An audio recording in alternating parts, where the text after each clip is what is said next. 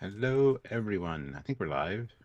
It, I think it's we got this sorted. it's funny how you're like, oh, tech support, and it's turn everything on and everything off again. Every part of the process, Yeah. one of them is broken for unknown reason, and you turn them all on off, and it's fine. Why is that a thing? Right? Why is tech such that just restarting something is the solve? You know what I mean? Hmm. Yes. So if you have like a medical issue, should you like have the doctors Oh. basically kill you and then bring you back to life and that'll reset everything? Because that'd be kind of cool. I mean, have you all tried it? I don't know. I mean, people have died and come back, but I don't think it solved their But if they were problems. forced dead through illness, but if Yeah. they were triggered death. This is a very dark, interesting topic, maybe. Don't know. Just turn them off and back on again. Yeah. Oh no. Well, we're back for our very first Multiverse Oh! Battlefest. Oh! So yes, Okay. ships from any sci-fi franchise heading Mm-hmm. head to head. And Adam Bove makes a good point. As powerful as Galactica is, I'm not sure it's any kind of match for a Charlene class cruiser. You say that, but squads of Vipers. Like you got to take these things into consideration that maybe they would turn the tide somehow, you know? So there's a lot of things that you can factor in during a lot of these. Yeah, it's I the don't even I don't even know the other ships. I don't know what it's quite capable of really. It's yeah, a it's a Babylon Babylon 5 ship, I 5 think. hero ship. Yeah. Yeah, the only yes, the Vipers would be triple number of Vipers, but they use literal bullets. The Charlotte uses lasers, so one laser blast, a Viper's gone. So a fighter, like six fighters of the Charlene, would just wipe out Yeah. Vipers in a move because Yeah. it's and they try cannons, kind of like the one of the Star Wars things. So yeah, but yeah, as you say, so it's everything has if it's a fighter carrier, guess what? Fighters are part of the attack run, etc. And you can quantify, first season, fourth season, out of this, or be annoying. Say, I want a tactical fusion Galactica. It's like, what? I don't know. Some people in the chat are rather annoying and clever and silly, and yes. But yes, welcome. I've done a poll straight away. Vote. Ooh. Interested in the results because we are a bit biased here, but I think we have to acknowledge when one universe is better than the other. What's the poll, Stuart? Which universe would win? Star Trek or Star Wars? And we all know the answer. All right, I'm going to start sharing. Okay. 25 people here, 7 likes, guys. Hit that like button. Let's get those likes up to 20 if we can right away. Think of some cool ships that you guys want to put in. Classic for Real has been very kind and actually thrown in a super chat that covers quite a few that you guys can suggest that don't or aren't able to or don't want to super chat. So thank you, Classic for Real. We will consider a lot of the ones in the chat and come up with some really good ones. And so thank you. Yes, super chatting makes a big difference. So if you can super chat in with your ships, that'd be amazing. Otherwise, you just take part in the regular chat. That's all cool too. But hit the like button, do all the things. Make sure you subscribe to the channel, click the notification bell icon to all so you don't miss any content from us. All the routine things. There's a join button down there. You can click that and look at your options to join the channel here on YouTube, or head on over to Patreon/Trekyards, where you can support us on a monthly basis over there if you so desire to, or a one-time donation through PayPal at trekyards@hotmail.com. Any way you want to support, if you can, please do. If not, that's cool too. Just share the content around, watch it, like it, take part in the community chats. That's all we ask. Comment on videos. Yeah, do the things. You can all make a difference in a big way. So please do. Also, there are links down below to the Teespring and the TeePublic store. There's some really cool stuff on Teespring and TeePublic, and TeePublic has some really great sales quite often, like up to 40% off and stuff like that. So check out those links. Look for any Trekyards merchandise you might want. Look for any other merchandise. There's a whole bunch of stuff on TeePublic. So if you use the link down below, it helps us out as well. So if you can, please do. And if you're going to buy sci-fi shirts and stuff like that, just use the link. It's that simple. And we're at 16 likes now, which is great. So hit that like button if you haven't already. All right. And ever, end of the month, all the support helps. So help us have a blast and help us be more happy and go. We are Packleds in some ways, others better, others worse. Indeed. All right. How do people play Jar? Did you already go through the rules? I've already done all that, man. Super. All right. Classic for real though throws in $20 to start. So very sorry I ended up missing your birthday live, Stuart. So here's to make up for it. $5 for original one AUV Siren versus the Borg Queen's personal cube. Continued in the next paper. Continued. Yes, Stuart's birthday. He wants to put in a few well dones. He continues in the next one. So $10. Sorry, $5 for 5 Borg cubes versus Snoke's Mega Star Destroyer. $5 for Species 8472 versus Starkiller Base. $5 for Spaceship Yamato versus Resurgent Star Destroyer. Oh my god. $5 for Serenity. Sneak through Hoth Blockade. Continue to next. Okay, we're just going to do these one at a time. Yeah, so submit now and forever hold your... No, don't. Don't ever hold your super chats and your thoughts. My goodness. And as we say, sort of 2, 3, 4, 5 bonus dollar. I'll ask ChatGPT who would win and why. Can be fun sometimes. Let us know. So Stuart, who would win in this? Borg cube. Okay, great. Borg cube wins. I agree. Yep. Killed instantly. No fight. Or she gets assimilated. No, I think they would think she was a bit silly. Just kablooey. Kablooey. All right, what's the next one? I don't know anymore. I'm so confused. So next is 5 Borg cubes versus Snoke's Mega Star Destroyer. And do you want to tell the audience where that ship was in or from? No. It's the only film Force he's in. Awakens? It's the only film he's in. But I said The Force Awakens. Nope, he's only a hologram. Sure.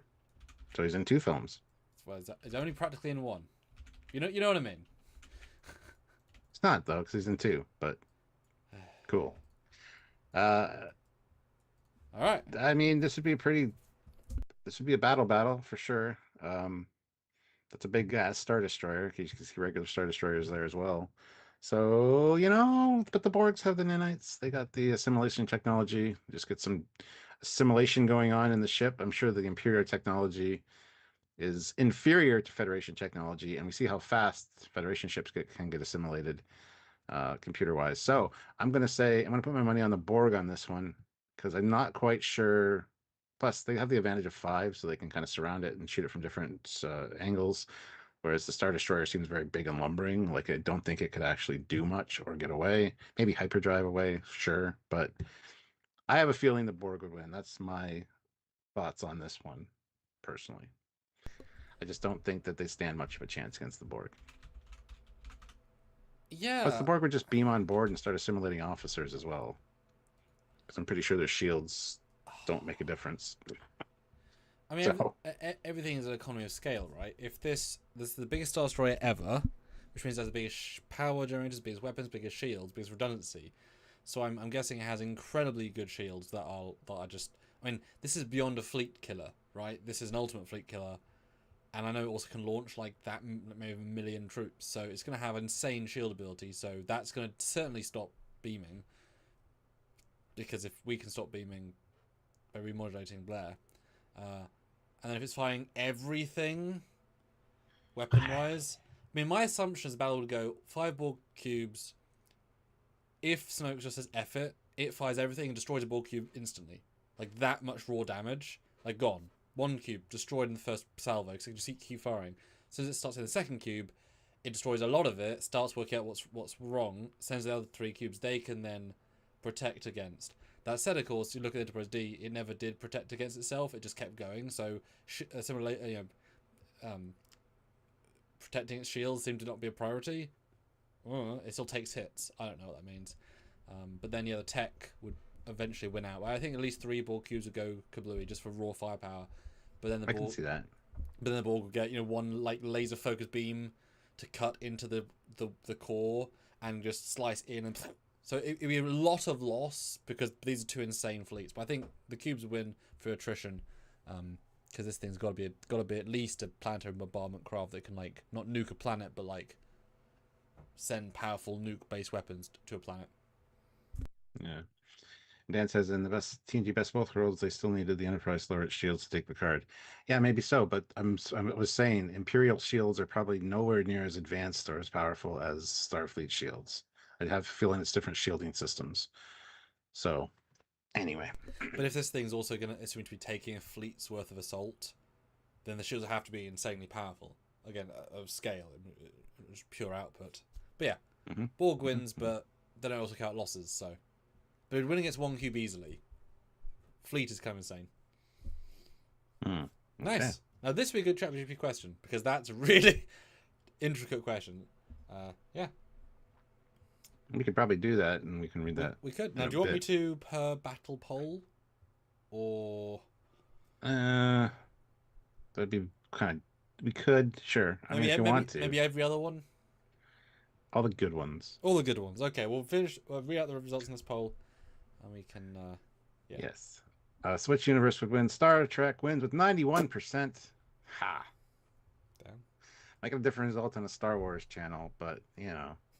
Yes. It is what it is. Star Wars Theory might have the reverse. Yeah. Yeah. All right. Are you doing the poll for this one? Yeah. Yeah, it's interesting. I'd be interested to hear your thoughts on this one. Who do you think would win on this 5 versus 1 battle? Although 1 being ginormous. It's all about that first strike. It's like a bird of prey, right? If it can decloak and fire, doesn't matter what it's fighting against. If that first strike is effective, it can do more damage. But attrition, attrition is where a lot of these things fail. Like the Defiant's not meant to take constant fire. It's not to take you out versus a galaxy. It can, in theory, take constant fire. In theory, anyway. But yeah, ask the super chats and we'll see if there's a ChatGPT win, because that is a really interesting question. Right, next in the batch. Well, Species 8472 versus Starkiller Base. Now, do you mean one of their like where the ships combine to be able to like? Because if they do that, then they're just going to destroy Starkiller Base like they would a planet. I mean, just saying.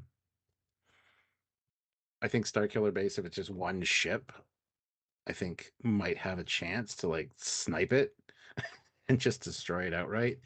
If there are multiple 8472 ships, they're going to form their thing and fire their big weapon. And I think no matter where they fire it, at Starkiller Base would take it out. Best thing to do would be fire it directly down the main gun barrel. Oh, so, yeah. So I think, again, this is a tough one. But I'm going to say for Species 8472, not just because it's Star Trek, but because Starkiller Base apparently moves. I think that's really stupid. But how fast can it move? And can it actually line up and get that big blaster and take out a ship in one shot? I'm sure it has other defenses, of course. But again, I'm not quite sure that... I don't know how close also Species 8472 needs to be to fire that main beam. Like they could fire from quite a distance so that there's no, defenses being fired at them from Starkiller Base as well. So yeah, I'm gonna call it for Species 8472 personally. Yeah. Yeah, that's a really good one in that when you start breaking down to what I love the idea of it going in just shooting inside the beam. That's wonderful. Because what else in Star Wars has an equal beam power to an 8472 bioship than a super weapon, right? It's got to be on that level. A single one. Not planet killing, but single. So yeah, surely any super laser firing into the super laser, another super laser based thing, would cause no... Well, right? Yeah. And that's where this thing has a disadvantage to the Death Star, because it's got this big cannon, this big barrel, essentially. So you start getting a buildup in there, and if you fire something into it, destroy some of the safety protocols. Whereas the Death Star had the big dish, but it had like different points and they all converged in the middle. True. So there was no barrel essentially on the Death Star. As if it was logic over cool factor. Yeah. Shocking. So yeah. I don't know. I'm calling the A472 personally. And there's no weapon on this station that can pinpoint and fire on the tiny 8472 bioship. But if you were saying it has 10,000 fighters, because it would have hundreds, probably 1,000 fighters. Now you look at some insane amount of constant barrage, and even the bioship going. I mean, TIE fighters are going to be well trained, so that's a lot of punishment. So at that point, it might be getting, I think 8472 would kill the planet, but the Force would kill 8472. I think. Are we assuming just one ship here, or are we assuming like the 5? That otherwise, it's gone in one shot. It's not even gonna last 10 seconds, right? Okay, I might rethink my decision then. Mutually assured destruction if you include fighters. Because they're including TIE advances, all of the First Order stuff is better than TIE fighters, right? And they're going to be thinking shielded,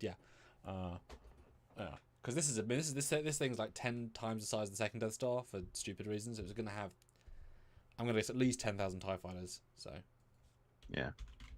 what do people think? Vote now. We already have 24 votes. With 28 people here. Who wins? 5 Borg cubes or 1 Snoke Super Destroyer? The 5 Borg cubes win 92%. Okay. Nice. Damn. That ain't confused. That is yeah. Nice. Bago Estavan. Hope I said that right. The Borg have no chance against the lightsaber. I disagree. A few Borgs might have a chance against the lightsaber, but I think they could probably adapt to that and have the shielding. They can take phaser beam hits. So I just see a Jedi like hacking away at a Borg, and it's just like shield. I mean, if someone's put in $5 that full discussion, Jedi versus Borg, I mean, I'm not against that discussion. That's an interesting discussion. Yeah. Well, Jedi would be using the Force to knock the Borg around or have it explode from inside, crush its internal, and yeah. So yeah, I say 8472 or mutually assured destruction. What do you guys think? Are you right or wrong? Let us know. Yes. And the next one, as Classic has wonderfully given us a plethora. Spaceship Yamato, or Battleship Yamato, sorry, versus the Resurgent Star Destroyer. Which is the standard. There's the, again, Last Jedi, big one at the start, which has, I believe, I believe it's a big cannon. Or it's the standard one. That might be the standard one. First Order Star Destroyer. Call it that. I'm not quite I'm not quite knowledgeable enough on Battleship Yamato to know what kind of weapon systems it has. They seem like very conventional, just like turrets that fire lasers. So I have a sense that the Star Destroyer would be a much larger ship. Could probably take a lot more damage. Couple of hits to the smaller Yamato, knock off that bridge conning tower, just destroy the shit out of it. I think the Star Destroyer might win. Plus, you got to take into account, as we just talked about, the number of TIE fighters and TIE fighter squadrons that it would be able to launch. I think Yamato would be host. But I don't know any special weapons that Yamato might have, so got to keep that. Like, the visual I have is that it can shoot everything forwards in an insane...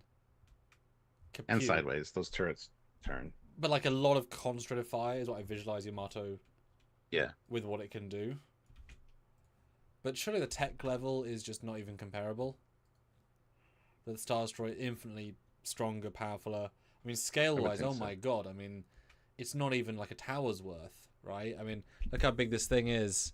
One of those big bulbous shield towers is going to be probably the width, the length of Yamato. It's not that big really. So this thing is going to be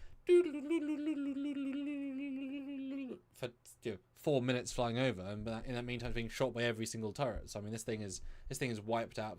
This thing's wiped out before it can even physically go across the Star Destroyer's amount of space. Yes, the Yamato might like pew into its hull, but I think Star Wars logic with its tech is that all the weapons are very like self-dependent. So even if you damage severely like the front 30%, it wouldn't affect the weapons and the rest of the ship. I don't know if I'm inventing that, but isn't that kind of one of the logics? Like Trek is more, everything's kind of coexistent, but I think Star Wars is like, it's got 85 batteries, are all kind of separate, so you can keep firing. Yeah, exactly, yeah. So it doesn't matter where it hits, it's still going to be getting punishing fire, and I think it blows up embarrassingly quick, honestly. Yeah. People are saying Yamato has a wave motion gun, and again, I'm not quite sure exactly what that means. No Probably a clue. super powerful beam weapon, but yeah, I suppose. if they can get it, if they can get close enough to use it, sure. But yeah, I mean, shields. Oof. Because you tend to never pit anything as a Star Destroyer except a capital grade ship, and those things have a lot of shields because they're meant to survive in capital versus capital. That's why you never see anything smaller go against it because they just can't. It's like ultimate offense versus ultimate defense, and Star Destroyer kind of has both in metered levels. You know, yeah, I think that's pretty. Apparently, apparently, the wave motion gun can destroy entire continents in a single hit. So, And this thing can bomb with 100 nukes in one shot. yeah, It can also destroy continents. Yeah, I think it's pretty. Yeah. I think just a squadron of TIE fighters taking down its shields and stuff would Well, be able to handle it as well. So, I don't know. yes, that's true. Does Yamato have fighters? If it does, well, under 50, I'm guessing. Star Destroyer probably has at least 500. And bombers, all of which have, the ion cannon style things. Because you never see a Star Destroyer actually just going at it. Launch everything, fire everything, go at it. You never see that. So it kind of extrapolating what it can and can't do a little bit, but just the concept of fire everything, it's a lot of fire. Cool. We're gonna call it for the Star Destroyer on that one. His next one, $5 for Serenity, sneaking through Hoth blockade. Okay, and that is the poll. So vote in the poll now. What do you think? Sorry, reiterate that because I was looking. So Serenity, it's attacking, getting through the Hoth blockade, which would be a number of Star Destroyers, I would assume. Yeah, so remember the Hoth blockade with the Yep. Executor. Firefly's small, might be able to sneak in somehow. But if it's detected, I think it's toast again. A couple of TIE fighters sent out against it. I'm sorry, it's gone. A couple of big blasts from either the large Star Destroyer or the regular Star Destroyers. Yeah, I don't think there stands much of a chance. If they approach from a different, like the pole, North Pole, South Pole, maybe like use some kind of trick to use radiation to hide their approach or something, maybe they could get in and rescue one or two people. But yeah, I think honestly, this is not much of a battle at all. And I think it's a whole blockade we're talking about, by the way, not just one ship. So blockades are blockades for a reason. So yeah, I'm gonna give it to the Hoth blockade. I mean, this is very much a scene from Serenity where it's able to go through a blockade, insane piloting, lots of dodging. I mean, it's certainly an incredibly, it's shockingly maneuverable a ship with the right pilot. So it's going to be potentially more maneuverable than TIE Fighter because it's TIE Fighters are the bottom barrel basement bargain fighter. This thing is maxed to the extreme of what they can force it to do. So it's definitely more maneuverable than TIE Fighter. But yeah, they're very clever. I mean, they don't have power missions the way the Star Wars does. They can turn power off and hide against Reavers who are there just to murder everybody. So they're, well, not necessarily smart, Yeah. they're not dumb. So I think if you're extrapolating the same logical techniques, then some, but there's more fighter ability in this fleet than you could possibly visualize in one shot. So I think they'd have to alert somebody, or they're just that good to avoid. It's kind of like, yes, they avoid because they're so good. No, they don't avoid because they get tripped up and they get annihilated beyond belief by everything else because they have no shield. So it's one stray hit and their metal's been boiled. Cool visual though, having it flying through and around, and just the insane scale of. I'd imagine they would fly like over a Star Destroyer, and you see them just like almost touching the plates because that's how they are inside the shield network, the sensors. So that'd be really cool, and you get visualizing. It's very cool. But yeah, so good to the so good to the Imperials, I'd say. Vote now. Do you disagree or agree? Let's check the poll for the other one. Who wins, the Yamato or Star Destroyer? Yamato comes out on top with 75%. Shit. So people must know more about the Yamato than we do, so that's fair. I mean, well, shit. Yeah. There you go. Very cool. All right. Hey, K70. Well done. Good job, and keep going. Congrats. Yeah, yeah. Over 2,000 subscribers now. Cool. Classic for real, $5. Oh yeah. Also the single board cube, enough to assimilate the entire Babylon 5 universe. I know I dumped a lot here, so you can spread it out with others. Oh, I think I missed one. Yep. Shit. Never mind. First order ties versus one squad Yakuzaka planes. Be a dogfight for sure. I don't know what the plane's quite capable of. I think they're probably pretty evenly matched. The plane probably has more firepower than the TIE fighter because they only got the two little ion cannon things. I'm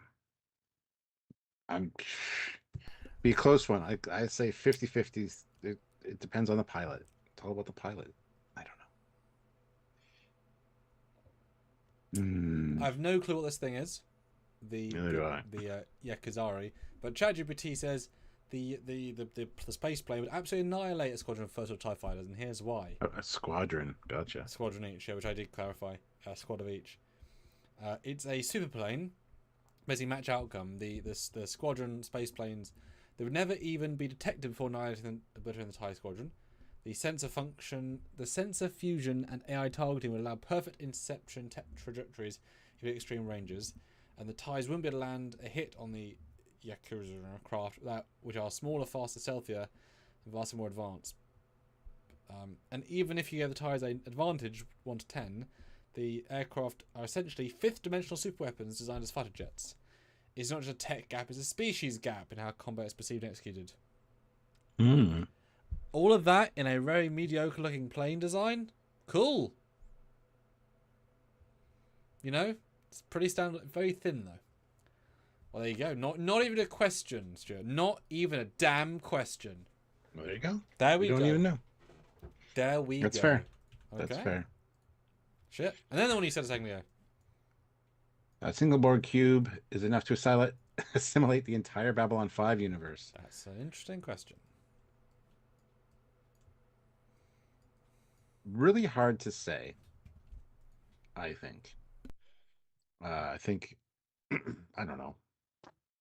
I'm not going to bullshit my way through this. I don't know. I think the whole universe of ships could take out the Borg eventually.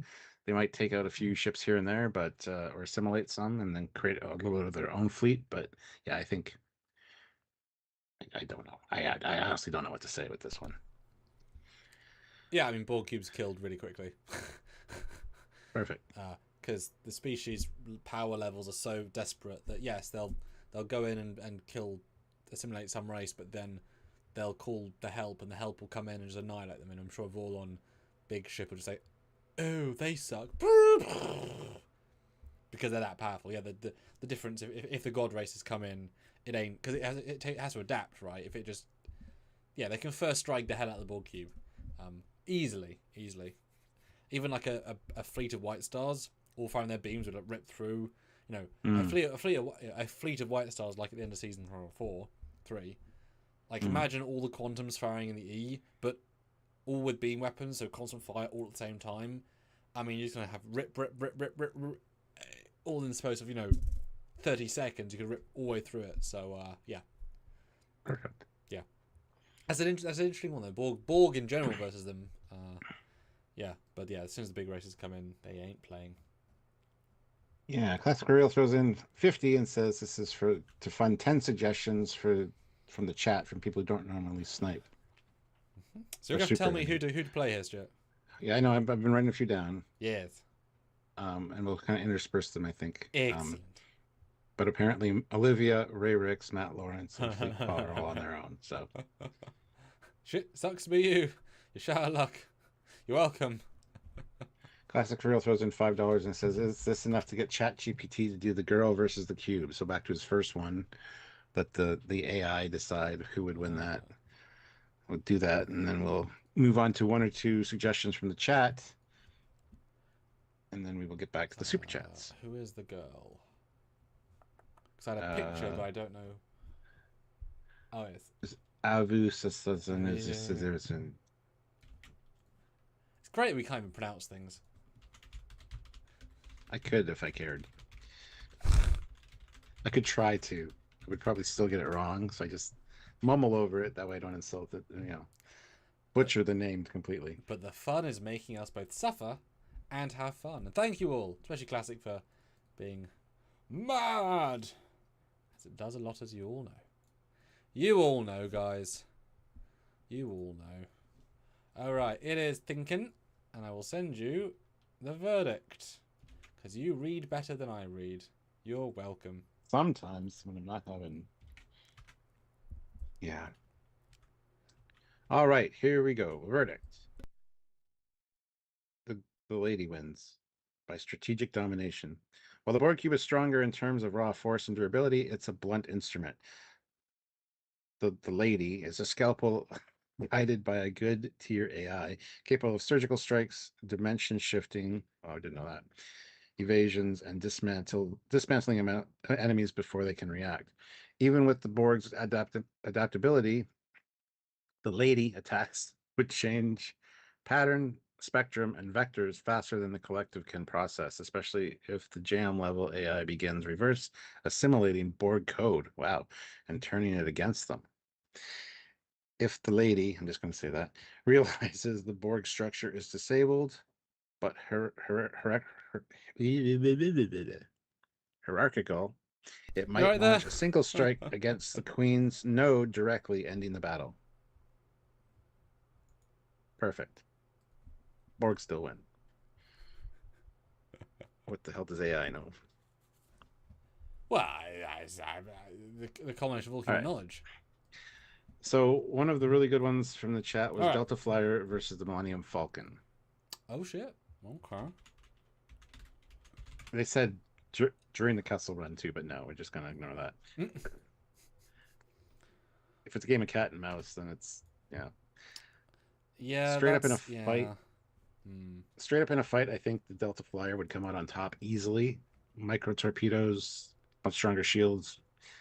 Tom Paris at the helm, 7 in the back. Borg technology.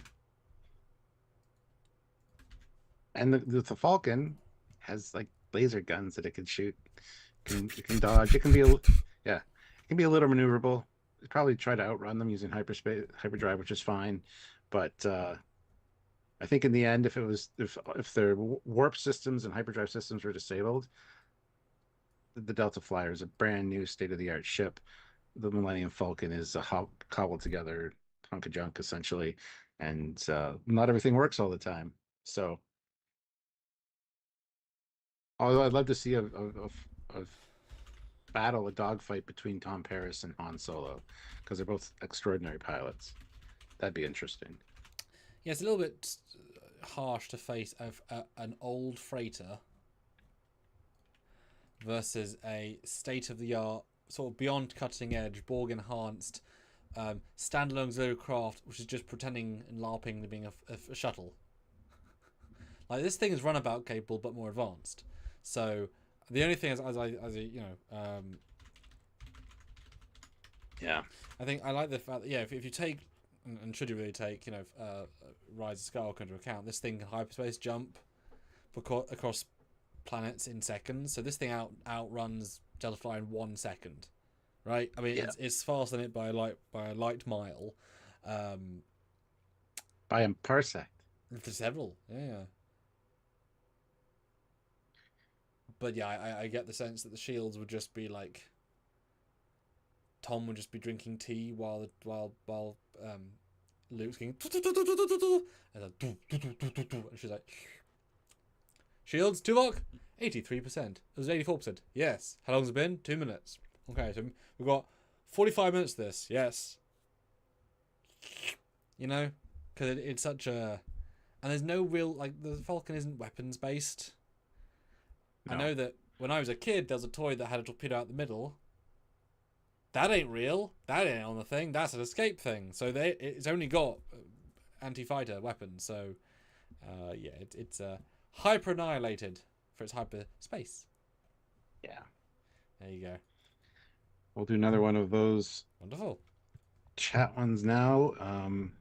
The O'Neill class versus the Galaxy class. Ooh. Damn. And who submitted that? I don't remember because I didn't write it down. Ah. Excellent. I will try to take a look real quick. They can speak up now or forever hold their peace. Forever. Mr. Captain 93 was a Delta Flyer in the Falcon. Uh, Terrence Childs is the O'Neill in the Galaxy. And the O'Neill, of course, is the Stargate SG-1, hyper-advanced, best of the best, Asgard ship. They don't have warships, just have big-ass ships. I'll do a poll for this one as well, because people who like both universes might have some say on this. I don't know enough about what the O'Neill class can do to really comment.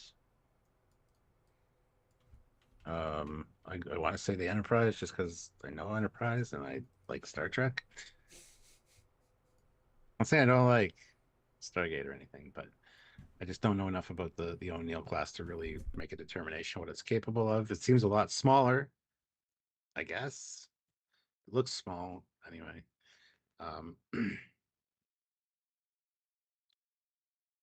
Could it outmaneuver the Enterprise? I don't know. I'm sorry. I'm literally drawing a blank on this one because I don't know enough about what the O'Neill class does. Yeah, so it depends on what tech, right? The O'Neill can go between galaxies in like 20 minutes.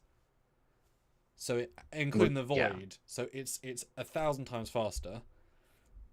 We've seen it against Ori ships, which beam could certainly annihilate a galaxy class of shields. Like they're super weapon level, right? So they're blue, but that's a weird battle. We'll ignore that for a second. It's not really there for weapons per se, but shields wise, it can certainly take anything the galaxy can fire at it and say thanks for trying. Like they'll take some percentage points out, but Thor will be like, that was us 300 years ago. Have cool story, because this is like they're 7,000 years into their tech, right? This thing is not really gonna feel it. I don't know weapons wise. They never did anything weapony, but I assume if they wanted to, they could probably, because they're so advanced a species, they could, rather than like it doesn't try to be that actually want to fight them, they would just hack into their systems and turn off the weapons and shields because they're that smart. So it'd be more a case of they just disable them. Yeah. And say thanks for playing. So I think it'd be an easy win. Because I don't know weapons wise, they never really do weapons because they have other things at play. Yeah, but I mean tech wise, it's no competition. And I mean the Galaxy is not exactly like, there are other things we can call better. So it's not like the epitome of tech and weapons and shields. It's great, but it's not really like the best of the best. But this is gonna maybe, but O'Neill, it's gonna. What about the Starfleet crew, taking them in? They can always find a way around things. They'd find some clever way to defeat this ship, I'm sure. Geordi and Data would put their heads together. Yeah, but Thor is smarter than Geordi. That's true. Smarter than Data. Data's quicker, but like the amount of times that Thor just thinks something, casually moves a brick, the brick understands what he's thinking, and then they do a thing. Yeah. And I'm sure they could beam through Enterprise D's shields. Like, it's not that hard to do when you think about it, right? It's just match and modulation, beam through, and if they do that, they can just beam out the warp core. You know what I mean? They're that sort of critical and clever. Yeah. Mm-hmm. Yeah, I think O'Neill wins on principle, kind of thing. Well, that's sad. Yeah, but they are kind of a show-off ship. Let's see what the chat says. Yes. 15 votes. Who wins? The O'Neill class wins with 60%. So they agree with you, sir. Yeah, it's a really unusual pairing in a good way. I like that pairing. We're going to move on to Benjamin Stone's next, and then we'll get to one or two more chat ones real quick. Benjamin Stone, though, £5. Anyone have a nice retro ship to match the Liberator from Blake 7? We'll put in the Liberator from Blake 7, and somebody in the chat right now throw in another ship so that we can first one to put one in gets it. So yes, the die has been cast. That's a phrase. That is a phrase. Yeah.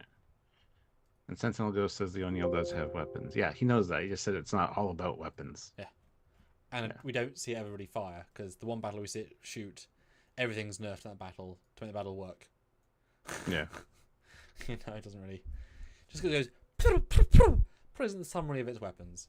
Yeah, it's Probably a bit above that. But I don't know. Tamarian warship with X-ray lasers from TNG, says Dan Ben. Okay. Um, Interesting. X-ray lasers sound cool. I'm just saying. Blake 7, I'm aware of Blake 7. I don't know the weapon systems it has, so isn't it like a prison ship of sorts, or did they steal Yep. a ship? Prison ship. Prison ship? Mm-hmm. No, you can't make prison ships Um, very powerful, of course. I'll go with Blake 7 because Oh. it's a prison ship, and probably has to fight off people trying to rescue people. So yeah, I don't know what the weapon systems are on it though. I haven't really watched Blake 7 very much. Seen a bit here and there, but and the Tamarians, I mean, they could talk them to death. They could talk the Blake 7 people in circles, but yeah, Blake 7. There we go. I should roll the dice. I should do. Flip a coin. That sounds Honestly, fair. some of these I'm not quite sure what they're capable of. So Yeah, I'm certainly gonna chat GPT that so you can yeah, read, because that is gonna be a. We'll I'm see what interested. the internet thinks, because we are unsure, because that's so wonderfully niche. In a good way, but still. Alright. So okay, here is the official. The official. There you go.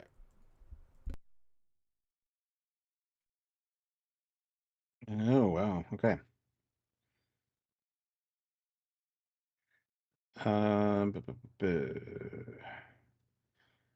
Okay, so firepower, the Liberator wins. Its main gun destroys ships outright. Its neutron blasters are devastating. For defensive, it's a tie. The Liberator's energy screens versus Tamarian advanced shields. Both are strong, but not invincible. For speed, it's the Liberator. Not even close. It can outrun any Star Trek ship, including the Enterprise. For sensors and AI, it's the Liberator. Zen is a strategic force multiplier. Tamarian ships don't display superior AI. Tactical flexibility, the Liberator. Teleport system gives it asymmetric advantage for infiltration or retreats. Durability in prolonged battle, the Tamarian ship wins. More robust structure and likely redundant systems versus Liberator's known fragility when hit hard. The winner, the Liberator. While the Tamarian ship is a tough customer, able to stand toe-to-toe with the Enterprise D briefly, the Liberator is a super weapon class vessel built by an advanced alien race, not human tech, capable of dishing out and avoiding punishment. If the Liberator gets the first shot with its main weapon, it's game over. If it doesn't, it can teleport away, regroup, and strike again from a new vector, something no Star Trek ship can fully counter without advanced transporter lock and countermeasures. I was right. I said the Liberator. So I I win. agree. Yeah, Perfect. I mean, I don't think Tamarians are known for much. Sorry, No. guys. So I think a slight firepower win is probably going to be anybody else in the sort of low end field. Hey, cool to hear the breakdown. All right, who next? Olivia, $5. I want to see Sam versus Samuel. Stewart has muscle, but Sank is British. Also, TIE Fighter versus NX-01. The NX-01 would win. There's just no. Well, you make Sorry, the TIE Fighter. TIE Fighters aren't tough. They're not really. you They're make not the shielded. poll, Stuart, and I want to see the poll results on that one specifically. So you make the poll, I'll put the images in. It's fine. I want to know, Stuart. I want to know. You ready to vote? I need to know. You ready to vote, everybody? I mean, that's like the silliest contest ever, I think. It is Olivia though. Well, I mean, and it's true that the Archer might try to, negotiate with them and like buy some time, and the TIE Fighter can be taking pock shots at it. But yeah. So there's the poll. Go. Who would win? Just on sound effects, so TIE Fighter wins. That wasn't a really good TIE Fighter sound effect. It's close, but not. Doesn't have that scream that like behind it when you did it. Sorry, I'm a human. No, I haven't got an ion engine. Twin ion engines, bitch. Why it's a TIE fighter. Ooh. When I was a kid, I always thought they were called TIE fighters because they look like a bow tie. But no, it's twin ion engine. Yeah, not much of a contest, I don't think. I don't think the TIE fighter could get through the shielding or the hull plating of the NX-01. And yeah, one hit from either one of their missiles or their phaser cannons. I'm sorry. Briefly, while people vote on this, hopefully, Folklore says, I think people are massively overestimating the Borg. At Sector 001, there were like 30 Federation ships, including multiple Oberths and Mirandas, and one Falcon, and managed one cube. And they all got killed, and the cube was still fine. So, a fleet killer, and it could still assimilate Earth, means it wins. Yeah, it was taking Federation ships out. They were holding their own a little bit, but then they went back in time and assimilated Earth, so they did win.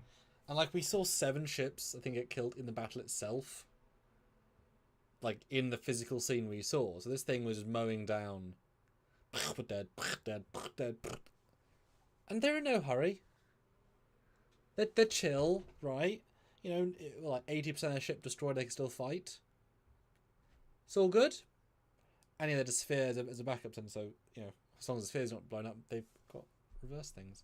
But yeah, vote now. And I did ask the GBT because you know what, Classic is a silly man. Not this was Classic, but you deserve a bit of extra fun, guys. So here is this battle in wonderful glory, kind of being the operative word, but that's okay. Still pretty good.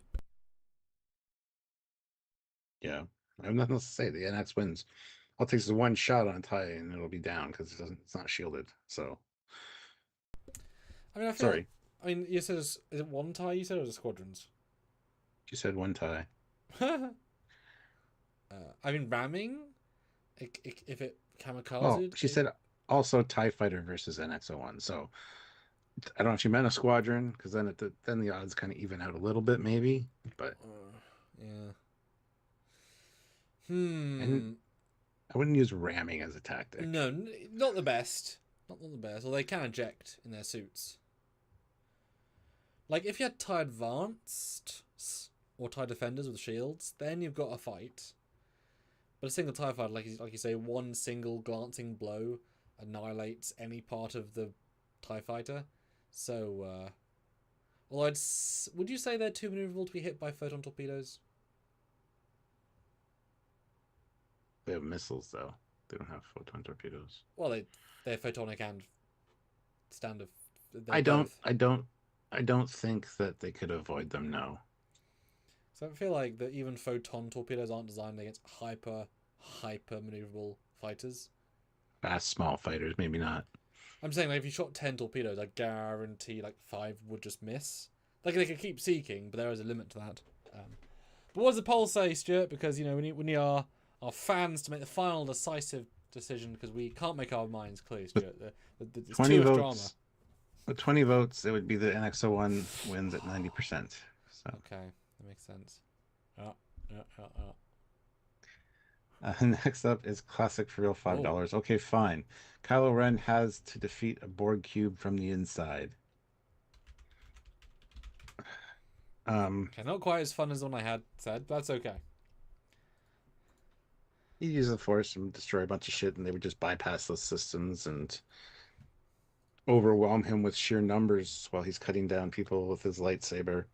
But then like I said, their shields would probably adapt to the lightsaber. It's an energy weapon.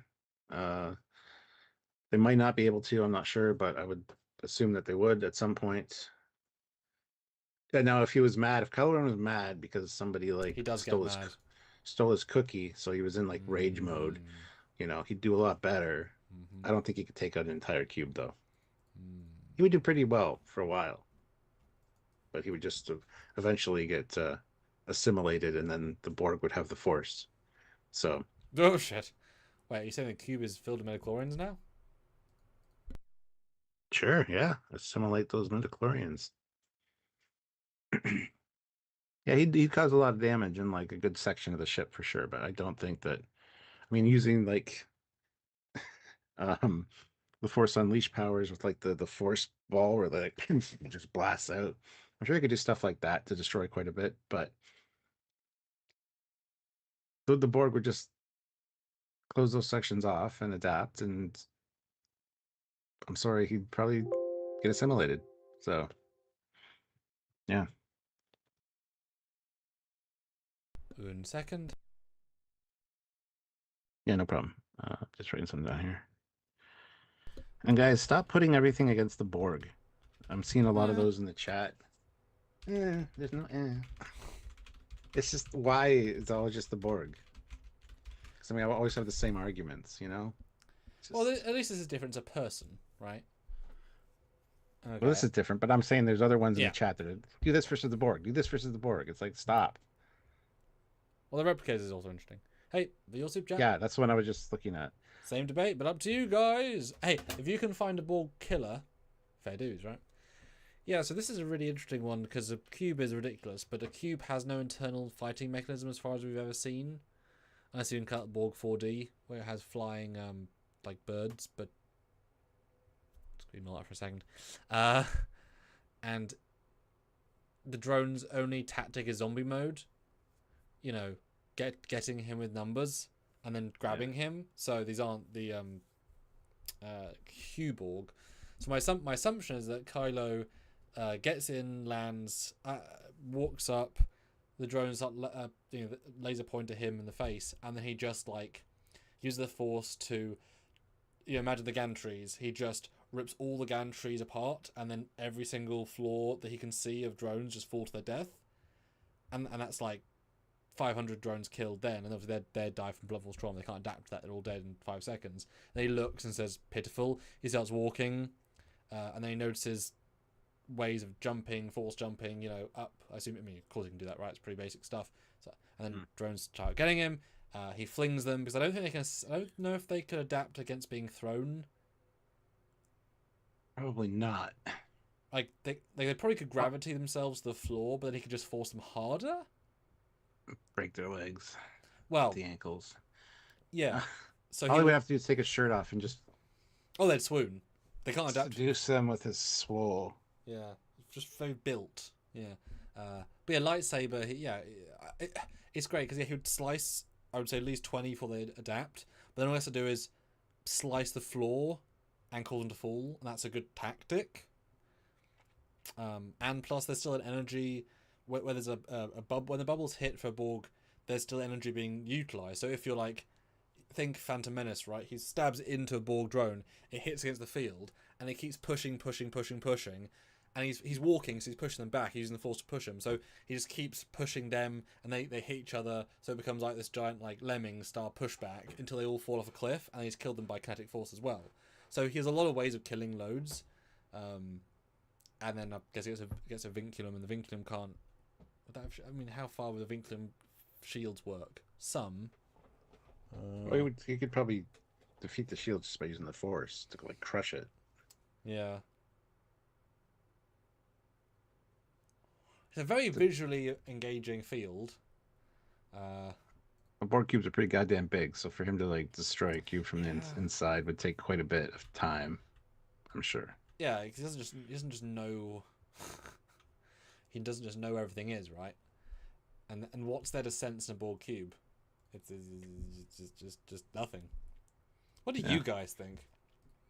And the lightsaber, I think the Borg are adaptable to that at some point. Yeah. So. Yeah, very very quickly. But then, like I say, you can stab the floor. You stab anything around them to cause sparks.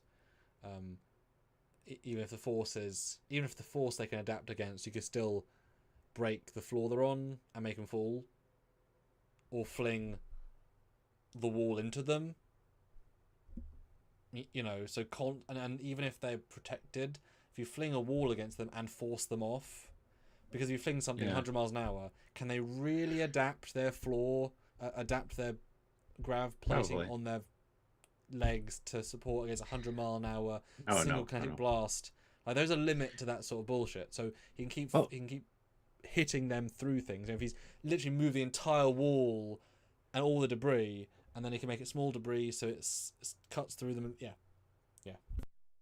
Not really a ship versus ship battle, is it? But it makes me wonder what would happen if Kylo Ren force choked the Borg Queen. She'd love it.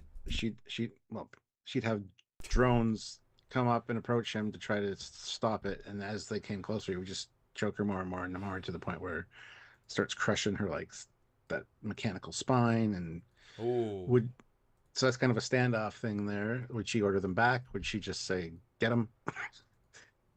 Because I mean, the Borg Queen probably has contingencies to have a replacement, but yeah, interesting. well, here's a picture. Here's a picture just for classic, and everyone else. But it's just for classic Yeah, everyone else. and everyone else. Yeah, unless you here. Perfect. Yes. Yeah. Shit. Interesting.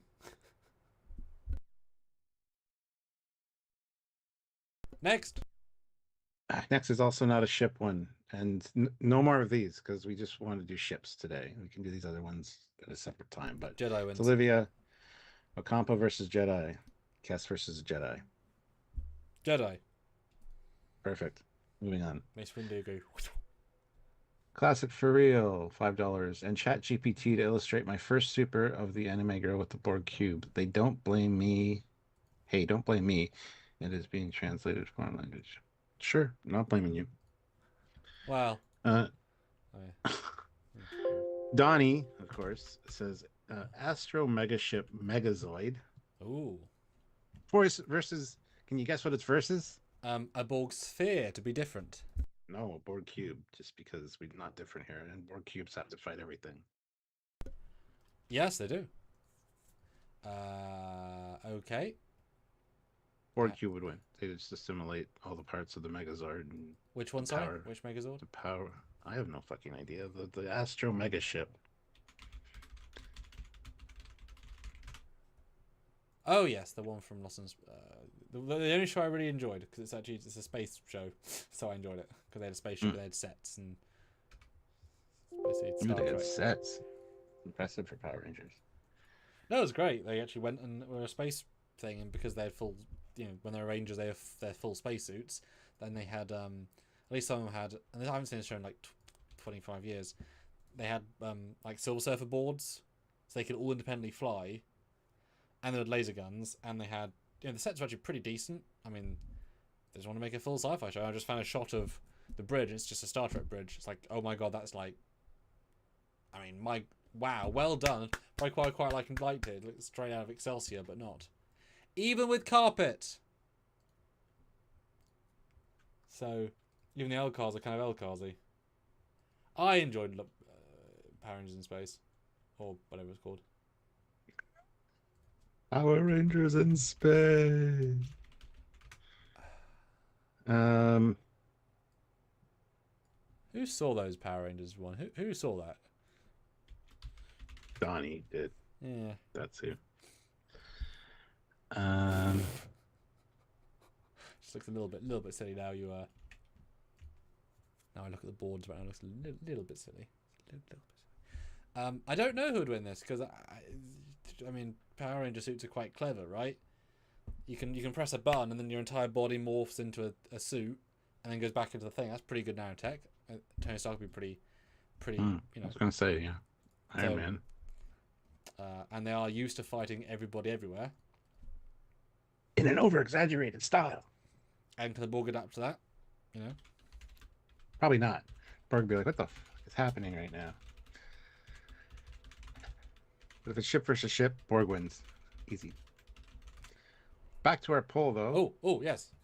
Who wins? Borg Cube wins 76% with 25 people voting on it. So okay. Yeah. Man, I'm torn on that one. That's a really good question. Because he's a unique one. Like Obi-Wan wouldn't be like rip the whole thing apart. Kylo, yeah, he can fuck shit up. Yeah. So that was a good comparison. Very nice. Okay. Classic for real, $5. Stargate SG-1, all of Ra's weirdo kids. Oh, here we go with more not ships. Versus all the Koopalings from the Mario Brothers franchise plus Bowser Jr. Is he okay? What is all of Ra's kids? I don't know. Like I've I seen just the don't show know. and the movie, and I don't think Ra is a King Gould to have. And they weren't really the kids; they were just inherited kids. Meaning, oh, I'm going to call you my kid because, blah. But if Blah, blah. but if he means the actual children, but they weren't children, because he's got kid slaves in the movie, who are literally child slave labor. So I guess that's what he means. But Yes. okay. Malnourished, No, mistreated. no. They're not malnourished. They look great. They were fine. Sure. No. I mean, there's only slave labor. Sam thinks that child labor looks great. Well, they did. I mean, I'll show you in a second. They look like fine with their great haircuts and Well, stuff. you got to feed your workforce fairly well, but you're not going to like. No, because Ra's there to annihilate planets, not to mistreat his own people. Unless he wants to kill them personally, then I'll mistreat them. That's not. Yeah, who cares?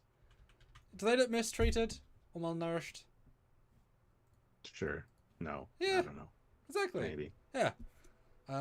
But those aren't those aren't the workers that are doing the work for him. Those are No, his, but they're like, Ra's children. entourage. Those are the children who are in Ra's service.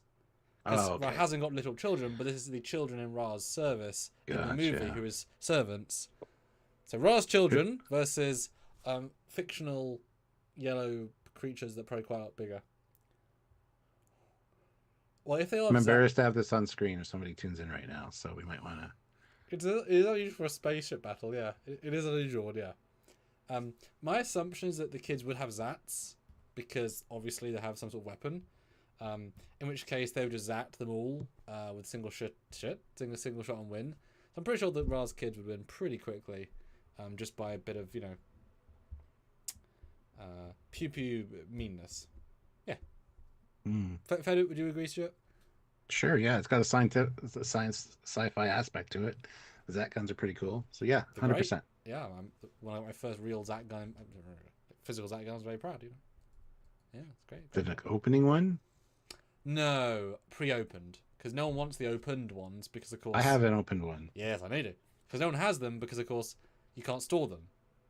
But if you have a closed one, you can put it in the various holsters that are available to buy. Makes but sense. Open, just like, oh dear. But then you can't do jack shit with a closed one because it's just a closed prop. But classic to Chattery do a picture, and I had to ask 3 times because she's a bit naked, so I had to trick it a little bit. Not really naked. Oh god. So here's the lady that he asked for inside a Borg cube. The power of AI in a uniform. Nice TNG skirt though. Go credit for a new design. Not bad. It's an awesome uniform. Yeah.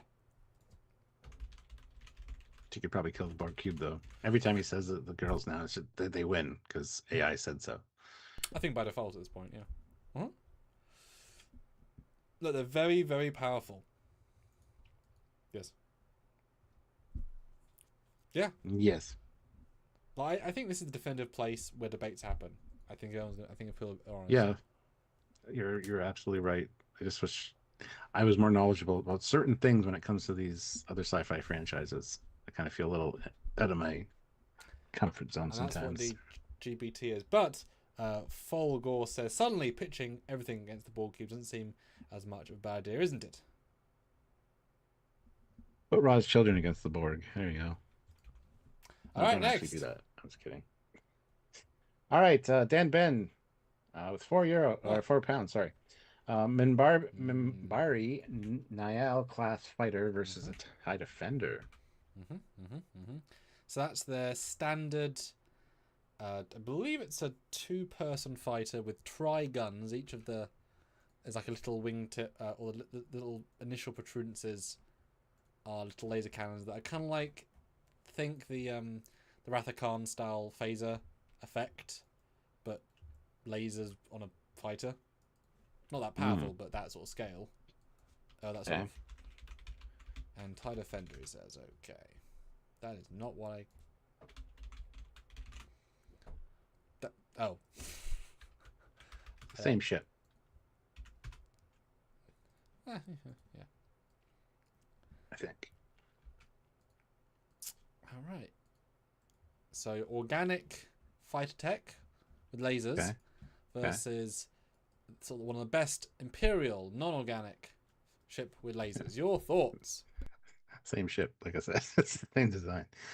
Um, I mean, I think the organic stuff might be better because it can probably self-heal. Maybe, I don't know. High Defender's quite a powerful ship. A lot of guns on it. I know it's super maneuverable, but yeah, they're the same ship, just from a different universe. It's fine.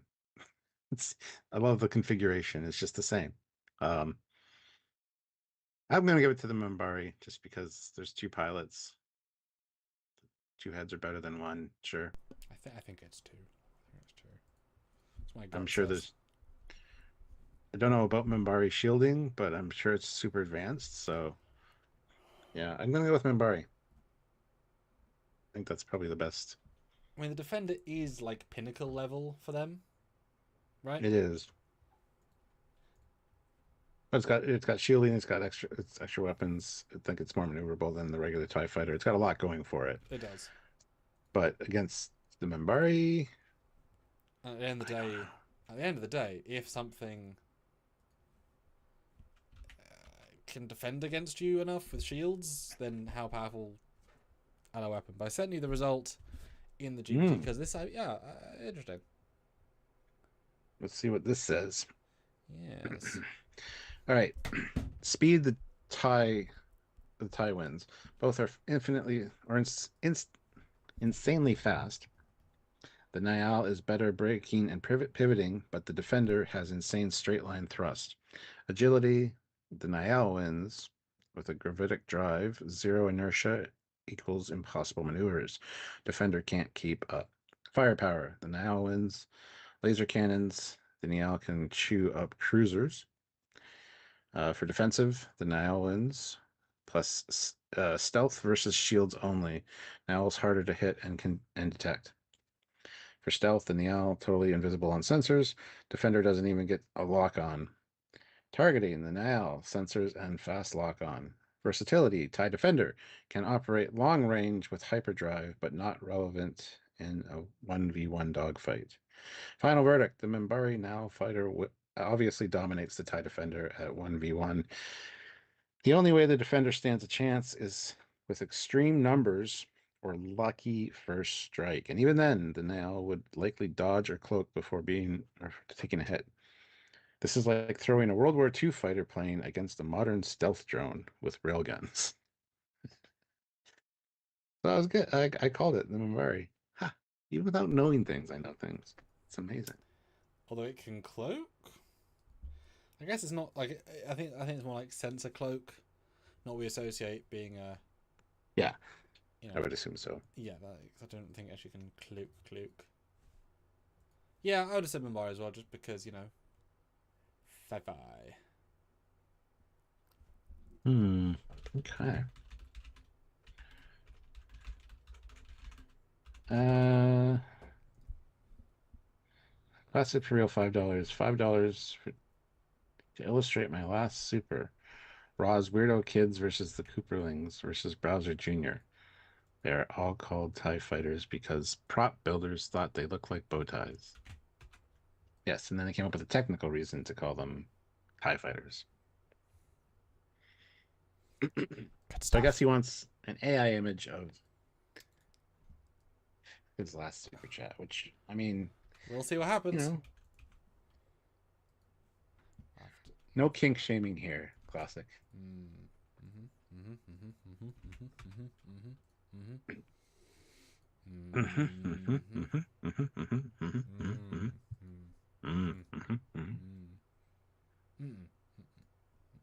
I think you're letting a lot slip subconsciously, Classic, and we're learning a lot about you. We're taking notes. It's very confusing. You're on a list somewhere, I'm sure. Several. I don't know what they are, but they're all, and they're all different, right? Different lists, different country. Everyone's confused, just really confused. Yeah, the CIA is just like, who is this person? And we can't read them, right? New directions every time. It's maddening. Next. I guess that's the next one. Benjamin Stone, 5 pounds. How about a more realistic physics one? Realistic, Stuart? Oh my god. What? You get a realistic one? Shit.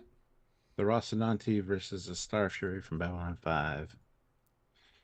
Larossi's bigger, I'm pretty sure. Quite a bit bigger, actually. A lot more guns on it. And it can fire in all directions. Super maneuverable. Um, the Star Fury, I mean, looks super cool. It's a fighter. Um, could probably do some evasive shit to get away from some of the fire, like bullets that are just spraying off the Rossi. But um, also, I think it's probably good. The Star Fury probably has energy weapons as opposed to actual like guns with bullets. Yes, the equivalent. Yeah. Um, and shielding, I'm not sure if the Rossi's weapons could get through the shielding of the Star Fury. I'm calling the Star Fury on that one. As much as cool as the Rossi is, um, I think maneuverability wise, the fighter would also have an advantage, even though the Rossi can do some fantastic maneuvering. I think because it's smaller, it would be uh, harder to get the beat on it, so to speak. And yeah, I think we're going to call it for the Star Fury there. Yeah, and do you about the poll? It's pretty obvious, but people know to vote it right now. Pretty obvious, apparently. So who wins, the Rossi or the Star Fury? I'm saying Star Fury, but I don't know if that's the obvious answer. By the way, 4 more likes to get to 50, guys. So hit the like button. There's 37 of you here, which is fantastic. Any ships you guys want to put in, um, let us know. Yeah, this is a. I'm surprised. I appreciate the thoughts you had there, but I'm surprised that you're voting for a fighter over a capital ship. Capital ship in is not. It's not that large. It's not like a Star Trek capital ship. No. But like, it's not a fighter. Because all I really know of the ship, and it's like a one-line blurb, is that it has lots of guns and the miniguns with firing bullets. Mhm. It's funny. I was once sent a video of it in Epic Battle, I think in season 3, and they told me, "What do you think of realistic physics?" And I watched it without that note, and I laughed out loud because the way it moved was so unrealistic. It looked absurd, and the way the camera moved was absurd, and the way it shot, like, it all looked really silly. And then they said that without knowing the context of the person. They were like, they had a whole long spiel about how this is realistic fighting, and they thought it was really grand. I'm like, are you joking? This is, the camera work is absolutely insane. Like, I mean, it's amazing, but it's so funny. It makes you think like it's a comedy battle. It's Newtonian physics how things would actually be able to move in space. So yeah, But when the camera's disjointed from that, and the camera's doing this and following bullets, like, I laugh at how silly the CG was versus a Star Trek battle where, you know, the simple swoop is 1,000 times more elegant and nice. And B5, well B5 they're really, going for a more like chaotic kind of vibe though. sure, yeah. Like yeah, But I just thought it looked not dumb, but not my cup of tea. And compared to B5, it had far more grounded feeling, space opera stuff. But what it did do is the thing was like spinning and just minigun spinning everywhere, you know, causing just you know, clutter in space, thousands of shells just floating in space forever because it's not going to hit anything, right? So I'm guessing, yeah, they could target 3 miniguns and just fire bullets. That would cause enough damage to destroy the Star Fury because I'm sure it's designed to shoot fighters as its entire purpose. I assume why else have miniguns, right? no, it's designed to shoot like missiles, shoot missiles down, and also other capital ships. With Very much like miniguns? yeah, they're very much like battleships in space. Like just But miniguns aren't for. But it's got a big shooter for capital fighting because miniguns aren't designed for big things. you should watch The Expanse. Right, I should. That's all I'm gonna say. Yeah. I mean, I guess they could be explosive shells, but then they're not really miniguns. They are miniguns literally, but they're, you know, giant ones that are shooting heavy ordnance. Kind of like the BSG ones. They're in because BSG Vipers aren't shooting bullets; they're shooting exploding explosive shells. Mm-hmm. Is that, would you say, similar? No, I don't think so. This is more like there's some 50 cals. There's like big bullets, big projectiles essentially. Some of them have rail guns. I don't think the Rossi has a rail gun, because the Rossi's not like the biggest, baddest Yeah. ship. It is one of the most advanced Mars battleships, but it's not one of the bigger ones. 'Cause I So, always thought it was mid in the universe, and therefore underdog. Therefore, you went with it. You know, yeah. that's how I always thought. I would have thought it wins well. I mean, Starfire is, you know, shielding kinda, but for that much firepower. Yeah, but I mean, like you said, and that's what I was saying too. A minigun just doing this with the ship rotating around, so you got like waves of bullets. Mm-hmm. Chance of getting hit by those is not the best, Not honestly, in wasteful. space. I know. Well, exactly, yeah. So yeah, I don't know. I Mm. think the Star Fury would have like more precision attacks Yeah. Oh, yeah, as yeah, for well. sure. So I'm gonna give That's it to the true. Star Fury. And the Rossi has got some sort of energy-based shielding, even just energized hull, or is it just literally metal that you can pierce with anything? That's a good question, and I can't recall specifically. I know they've got a lot of armor, but there's many times you see bullets just flying right through the hull. Hmm. Um, Hmm. So, because yeah, when they're in battle, they have like masks on. They're sitting in their chairs. So if the oh. cabin becomes depressurized, they just fix it later, So and it's then almost like any single hit causes damage because it's just bloody metal. Any bullet can do damage, so don't get hit. So everyone just shoots like thousands of rounds, hoping 10 are going to hit and do something. It's kind of funny. yeah, Well, in that case, Starfire would probably just like shoot 5 of its energy bolts and just rip through the hull and just, you know. probably. Shit. It's kind of the vibe that I got. Yeah, Hey, you know. I don't think it's fair to put the Rossi up against like a lot of these sci-fi ships. It's like futuristic weapons and shielding. Yeah. So Alright. Nice. I feel like I maybe learned something there. yeah, the Rossi is a frigate class corvette Yeah. equipped with PDCs, torpedoes, and eventually a railgun. Mm-hmm. Railgun, though, you got to be like aimed right at the target and like. So I don't know if it'd be able to hit a Star Fury with the railgun. Oh, good God. I mean, it's a good picture. It's very accurate. It's a good picture. Why does everybody look so angry? Well, would you be if you're forced to do this bullshit? Yes. That's pretty great, though. Let's be honest. That's pretty great. That's. I'm happy with that. Yeah. Well, there you go, Classic. Hope you're happy. Because we certainly are. I am happy. Lock on. And again, I want to put for some Stargate. You know, without being slave labor children, do ships. I like ships. We are a ship channel. Yeah. This was advertised as a ship versus ship battle thing. Yep. I mean, maybe Borg Cube versus everything in Stargate if you want. We should just do that. During a live, have Oh. one ship on the thumbnail. This ship versus whatever you can bring at it. Oh, yeah, yeah. And then we don't have to worry about it. We know what we're going in with. We know everything that ship can do. And we just apply it to the new ships. But that's not what this episode was. So. Raj. But the 303s and 304s do not have enough power to maximize Asgard shields unless they were ZPM upgraded. Or after the upgrade Asgard tech. Yeah, after the Asgard core they would have all the power.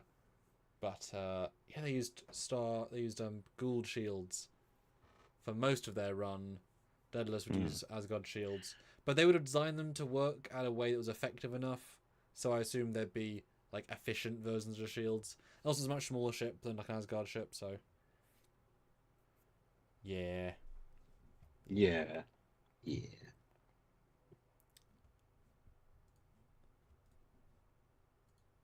All right. 51 likes. That's pretty good. Ooh, Can we get any higher though? Maybe hit the like button if you haven't already. We can get higher. One that was mentioned earlier, and Yeah. again, it's not ships, No. but it could be. Oh. Is the replicators versus the Borg. I mean, they're the same thing. Again. Well, I mean, replicator ship versus Borg. You know, I can throw that in. I would probably go with the replicator ship because the Borg cube can be taken out if you take out the Queen or enough drones, perhaps. The replicators, again, maybe I don't know much about them, but yeah, they just self-replicate all the time. The Borg drones don't really do that. The only way they can do that is to assimilate another organism. So yeah, you destroy a replicator, all the little pieces just come back to life again. And Borg drones, not so much. The nanites, could nanites infect the replicators? That's the question, and I don't know the answer to that. Um, It's shit. definitely a Let's see. ChatGPT question because that is a Yeah, I mean, you got to give the replicators credit for style. At least they're not flying around in fucking blocks. They well, it's got funny. like cool looking ships. Well, yeah, they've two ships, one of which is actually a replicator that Yeah, flies, that has its legs and goes. But this is their warship. It's a really great 3D model because it's like everything and nothing at the same time. It is just a simple sort of, hmm but it has a sort of a texture. It goes beyond just the hey, it's a block ship. yeah. It's a shape that has a core and you kind of understand it a bit more. They do look very similar though. The texturing on both the Borg and the replicator stuff, and one has a purple glow, one has a green glow. It's just a thing that happens.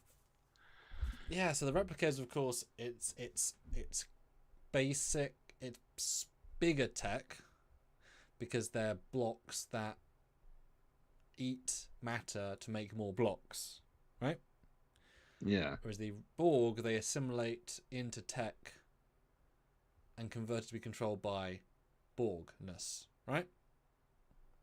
Yes. So both would be effective in that, of course, if the replicators had, which they do, if they shot some of the replicator missiles to the drone, to the cube, say 5 quadrants, and each one was 50 replicators, and each 50 moved around the cube, started eating parts of the cube to create more. Then within an hour, you've got from 500 replicators to 1,000, and if that was the exponential growth you wanted, now you've got thousands of eating machines. If that's the mode they're on, eat and consume and create. And while none of that's going to affect the cube practically, it's like a termite infection. Yeah. Or infestation, and I don't. How would the drones get rid of that in the ship? I mean, how would they stop? I don't think they could. Yeah, you can't really freeze them. You can't really. I mean, I guess you could self-destruct parts of the cube, but then you need a queen to have some prescience. You can't assimilate them really because they're so just like it's like can the Borg assimilate a hand phaser? And what does that even mean as a concept? They Right? can they can quote unquote Borgify it, which might juice up the power, but you still need an organism to hold it and fire it. But also, but how? I don't know. Like, are there tubules going through the metal of a phaser? And like, we've Well, never seen that, right? they infest systems. They change computer. Yes. So it's grander scale So things, and they do things on the higher level to affect the smaller stuff. But so replicas are all individual blocks, and I would assume they could turn each other off to stop an infection to themselves. So if you manage to go and to affect a block, yeah, it could just fall off and like that leg goes off. And they are connected, but it's all sub-connected because they're all individual organisms as well as all hive mind kind of. They're a very unique race in that regard, or it's just because each block is a computer, each set of blocks is a combined computer. yeah. Yeah. I think the replicators would come out on top of a battle like this. But It'd it's ship suck. versus ship. It's weapons versus weapons if we're doing ship versus ship. So what kind of weapons do the replicators have? Because the Borg have cutting beams. They have, would assume, phasers of some sort.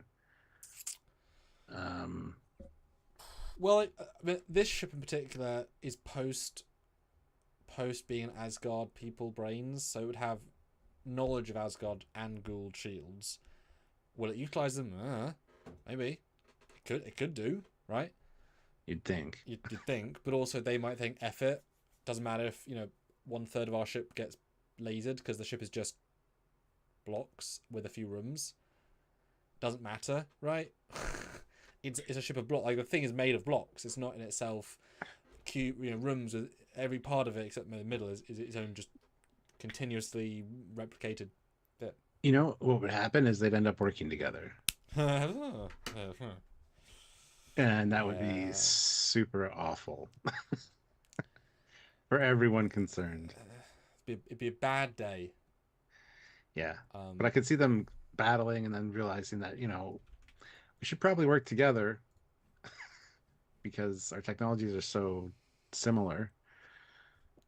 Maybe there's an advantage to the Borg hive mind queen situation that the replicators would find appealing, and of course the Borg would find the replicator technology yeah, very interesting. appealing. Yeah. Well, Yeah. here's the final, but I'll read you the preamble so you can see what the AI overlords say. So this ship versus this ship, and it says pros Borg cube, massive firepower, cutting beams, torpedoes, tractor beams, adaptive shielding, adjusts to energy-based attacks after only a few shots, regenerative armor, repairs damage over time, hive mind AI, unified processors and rapid tactical reaction, assimilation tech.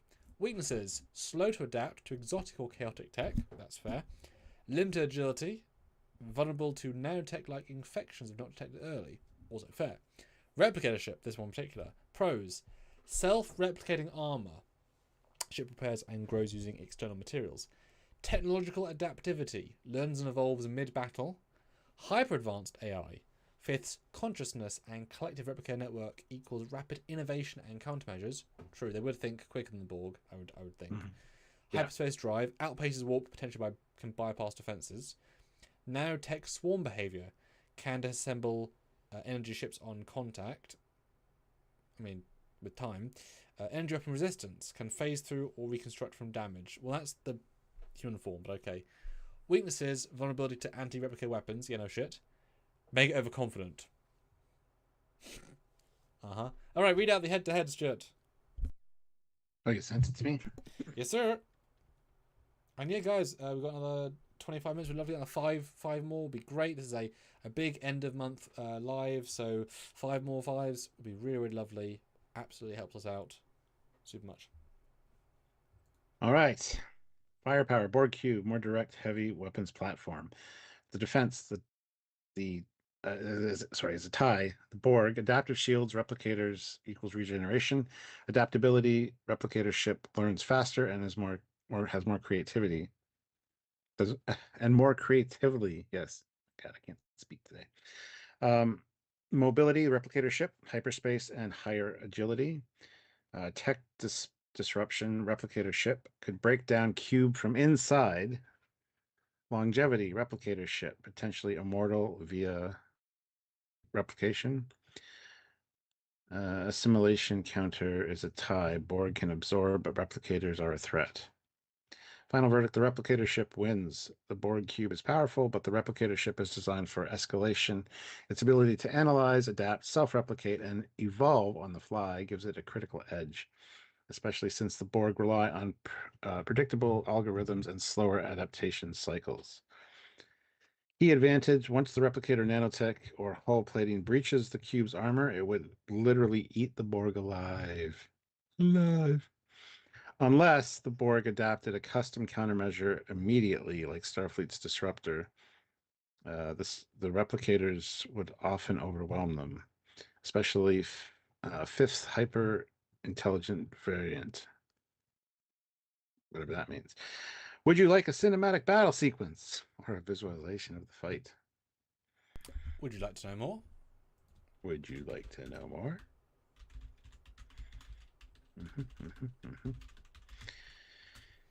I I agree with most of that. do too. Yeah, I think the replicators Because it, have an edge.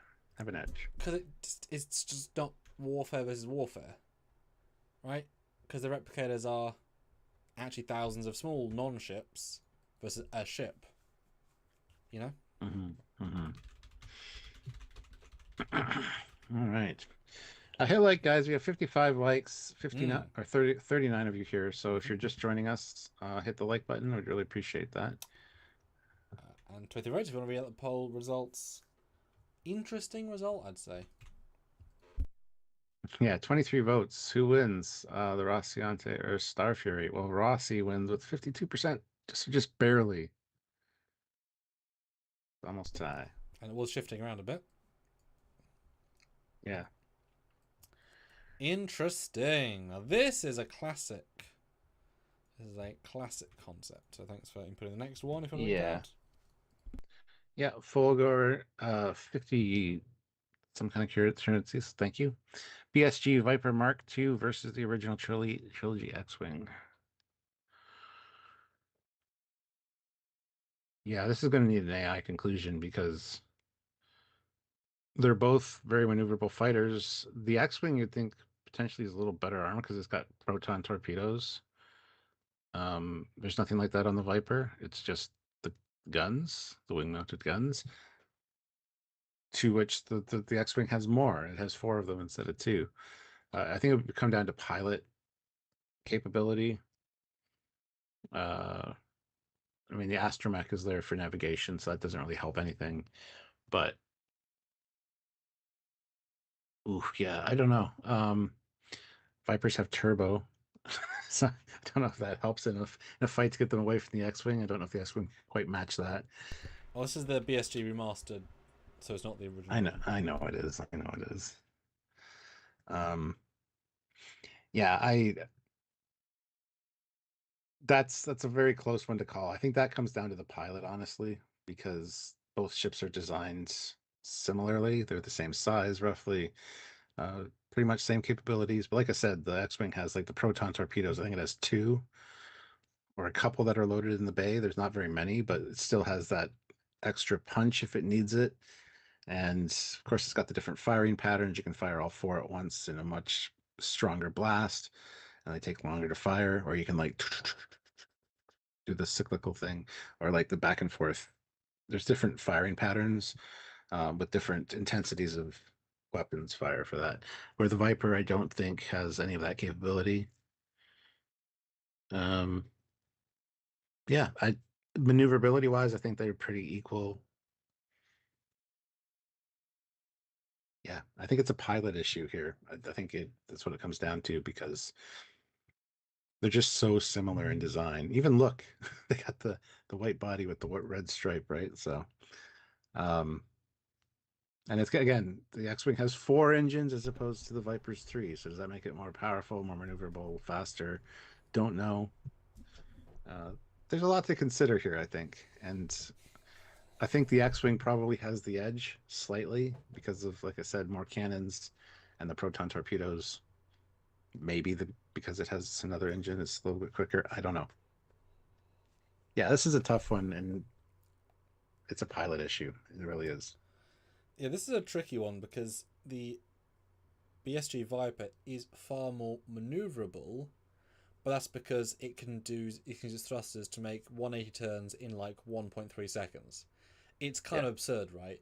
So that's its tour de force, right? It could do the same maneuvers. The X-wing is a way bigger fighter, because the BSG Viper is really small. It's shockingly small. They are crammed It's in. compact, yeah. Whereas the Yeah. the X-wing, it's like hyper long and wide, and none of that is the Viper. You always forget how big it Yeah. is. Like I did a render of it next to the Attack of the Clones thing that Obi-Wan flies in, and it's like twice as big feeling because it's giant versus that compact version. So it's way bigger. It's faster for sure because ion engines are going to outweigh gas, right? So it's faster, but it's way less maneuverable because it's way bigger. Weapon-wise, using laser guns versus explosive shells. So it's like, what's more Mm. powerful? An energy bolt hitting, causing damage, or a little explosion? Both are Mm-hmm. different, but Mm-hmm. the Viper has no shields. The X-wing has advanced sci-fi hull armor. The BSG is just metal. It's just metal, right? So I'd assume if you can get a single set of bolts from the lasers, the Viper's just ripped to shreds because as it is hit by bullets by the BS, any Cylon ship that gets shells, it's obliterated in one hit. These things are not meant to take damage; they're meant to be blown up, etc. The Viper has got two missiles underneath sometimes, so add that in fairness. But again, missiles versus Mm-hmm. explosive high yield your ordnance designed to take on capital ships because that's what those torpedoes are there to do, right? Take on a big boy. So it's a case of if the Viper can dodge, which then and get fire-wise, it's chucking out dozens of shells versus so if it can score a slew of impacts, then maybe the shielding on the X-Wing can't take that level because it's not used to that, right? You've got to charge and release bolts, not rapid fire ordnance. So if it can do a slew of fire, then if potentially the X-Wing shielding will fail and be blown up, and in which case it's metal and then explosion will be wouldn't easily. But any single hit of the X-Wing would demolish. But it's a paper thin hull. That's also why they've full spacesuits, because they know eject is important. Because so pilot wise, yes, but a good X-Wing pilot would annihilate a Viper. A good Viper pilot would probably be toe to toe. Yeah, that's a good one though. That's a really good one. It's a really good one, yeah. But I mean, if you can dodge the fire, then that's what I mean. That's when it comes down to the pilot. Yeah. Because I'm sure agility-wise, they're both pretty nimble. So, but the X-Wing can't do this. The Viper can do this. Well, maybe the X-Wing can do that. We just haven't seen it do it. That's Newtonian physics again for you. Yeah, we've seen some shit with the X-Wing, and it's definitely amazing in context, but I wouldn't expect to see that. It's Be interested to see what Chat GPT says about that. Yeah, because tech would win X-Wing for sure, but and there's but I think if you had two Vipers, I think X-Wing loses, whatever how good the pilot is, because two mean that the X-Wing would not you know what I mean. You have constant. There's some logic of. Well, Vipers work with like a wingman.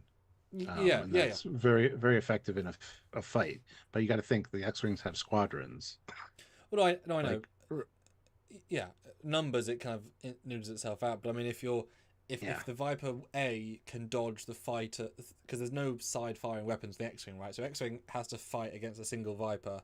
So as soon as Viper B can get in to start attacking, as long as A can dodge, I think it's all over. But if it's one-on-one, they both almost like the Anakin Obi-Wan fight. They're sort of matching each other in ways dodge. That's exactly what it would be. Yeah. Be a furball. They around each other trying to get the edge. I would imagine that the X-Wing, one of its best abilities, is actually what you said ironically for the Viper, that it could just charge forward in a way the Viper can't, because it's using far more advanced engines. So rather than thrustering, avoiding, it can just burst forward. I would assume, because linear, slow moving weapons. I don't know. Yeah, that is a complicated question. Fun to discuss for sure. 47 of you here now. So if you're just joining us, thank you. Hit the like button. We have 58 likes. I'd like to get up to 70 if we can. Or 100. And Bago S. Estavan, welcome to the rank of Ensign. He has joined the channel, so thank you. That means a lot. It helps out immensely, so thank you. Yes, each channel membership is a backbone to us to allow us to keep going with confidence. Yeah, and go vote in the poll, guys. We have 16 votes with a lot of people here. Who's winning this fight? Are you not voting because you're not sure? Go vote. Right now, the X-Wing has a substantial lead, but if you feel differently, go vote. How about your team? That'd be a hell of an interesting and difficult fan animation. I've only known one BSG fan animation of worth of a sequence, and it was when the Pegasus met Pegasus, Kane met Kane from Picard season 3, and I had to do Viper and Raptor, and it was really fun because there's such a flow to that. And also, Dan, do you mean Omega or Onega? Because Onega is a Star Wars craft I've never seen in my life, or Omega is from Babylon 5. So clarify, because I have no idea what this thing is. Otherwise, let me know. But Stuart, I gave the results via the Chibi. Did you? Okay. Yes. Cool. This will be interesting. Let's go. So who would win? X-Wing versus Viper. Firepower. The X-Wing wins. Torpedoes and quad lasers hit harder than KE rounds. Maneuverability. The Viper Mark II. Unmatched agility in space, especially in close quarters. Defense. X-wing shields often. X-wing shields offer better survivability than armor. That's true. I didn't even mention that. Pilot visibility. The Viper. Larger canopy and faster reaction time. Yeah. There's some blind spots in the X-wing for sure. Durability. The X-wing can take more thanks to shielding. And then stealth awareness, the Viper, designed for dogfighting without reliance on sensors. Interesting. So the final verdict, the X-wing wins barely in open combat, but Viper wins in a pure dogfight. Open space combat with time to lock torpedoes and use shields, X-wing wins. Close quarters dogfight with quick reflexes and tight maneuvers, the Viper Mark II wins. The deciding factor is the engagement range. If the Viper pilot gets close, they can outfly the X-wing and get clean shots. But if the X-wing pilot keeps them at range, torpedoes and shields give the edge. Yeah. Fuck, it's exactly what I said. Yeah. Yeah. Cause it's true. You do remember BSG, they actually had scenes where where Kara's like that's literally the level, because they're that X-wing is like there's no comparison of fighter level, right? Yeah. And even like the Rebellion, like how many years are they? I don't know. Yeah. I think that's just filming style though. Like you could make the argument that you could do an X-wing like that. It's more of the Star Wars vibe to have like the sweeping because George Lucas liked the World War II fighter jets or fighter planes, so he liked that kind of formation shit. Yeah. So, but that's all we have to go on, of course. So that is kind of the it's like, it's hard to, like, you wouldn't have said Star Trek shuttles could move until you saw Type 11 when it could do the CGI free movement. Now they can do these things because now we've seen that shuttle do, etc.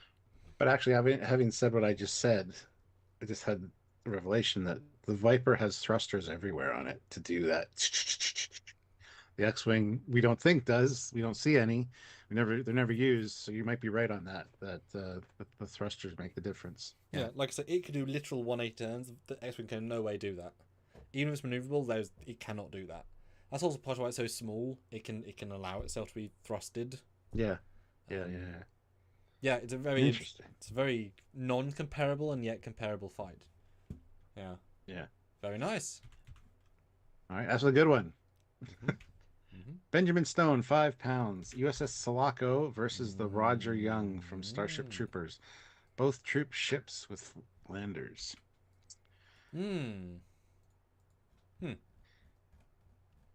Again, they're probably pretty comparable, both lander-wise and just main ship-wise. I mean, the Salakaco is a space marine transport, so it's got space marine stuff on it. And the Roger Young is Starship Troopers, which is just Helldivers, or vice versa. So we're reverse time there.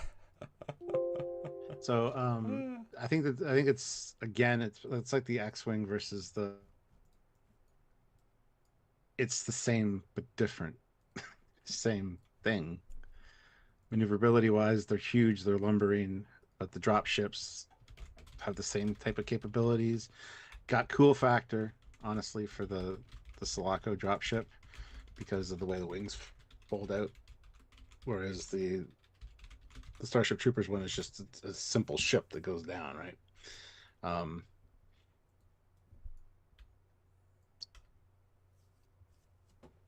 Yeah, I don't know. I mean, weapons wise, you see the weapons on the Salakaco there.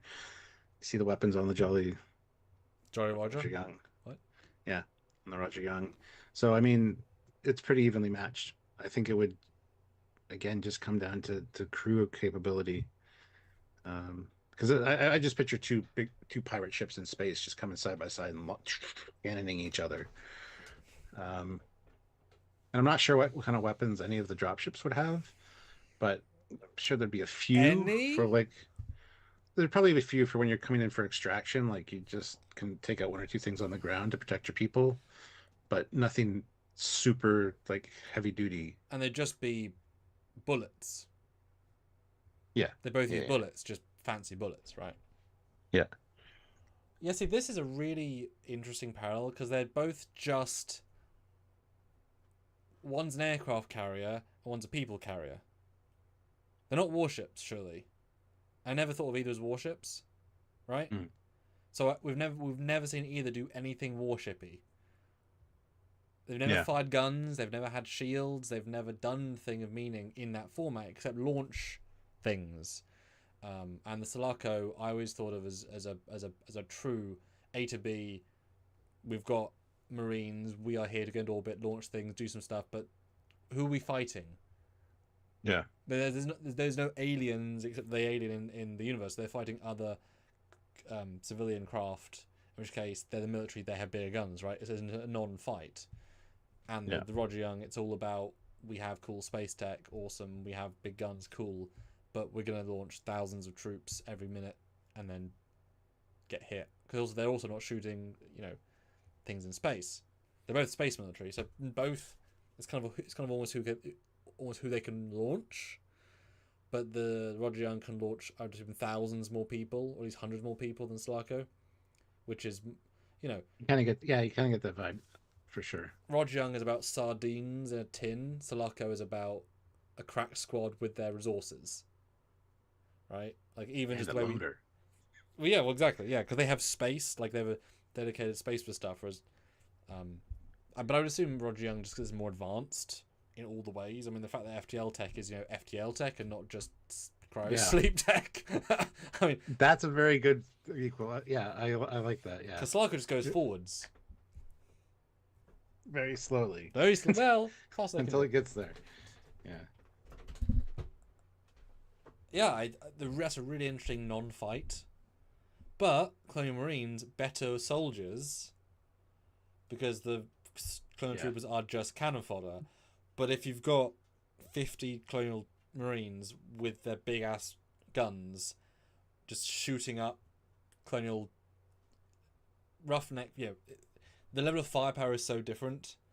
But then you get one of the smaller guns, and then you're just ripping through. Yeah. I mean, the Roger Young, though, it's got the disadvantage, I guess, of the bridge located where it is, because we've seen that ship rip apart, and they're up high, they're in a conning tower essentially. The Salakaco has nothing like that, so you would assume that maybe the command area for that one is deeper within the ship. Small thing, but it's something worth mentioning at least. Fulgar says the Salakaco has some impressive turrets. Roger Young's turrets look more like point defense. Oh, they absolutely look like point defense. There's no big guns on the Roger Young But that I can really see. I do associate Roger with thicker armor. Oh yeah, it looks beefier for sure. Yeah. Yeah. Looks more tanky. Yeah, exactly. Because they knew we're gonna go and attack bugs who have anti-us cannons. It doesn't really help that much, but we try. Anti-us poop in the air. Okay, so there's the official who wins. Yeah, I mean, yeah. Let's see here. The Salakaco is essentially unarmed in visual cannon. It's a carrier delivery ship, not a warship. If the Roger Young detects and engages it, the Salakaco is toast. However, if this were a tactical infiltration scenario, example, sneaking in Marines, securing an objective, the Salakaco's stealthy design, compact deployment systems, and advanced drop tactics might give it the upper hand in special operations, not full-on combat. And yeah, that's the perfect answer. So if you're doing a ground mission and I think the Salakaco would come out on top because it's the Space Marines, man. But yeah, for battle, I like that conclusion. Yeah. Didn't go down into breakdowns. There's no real technical stuff for each ship. I don't think so.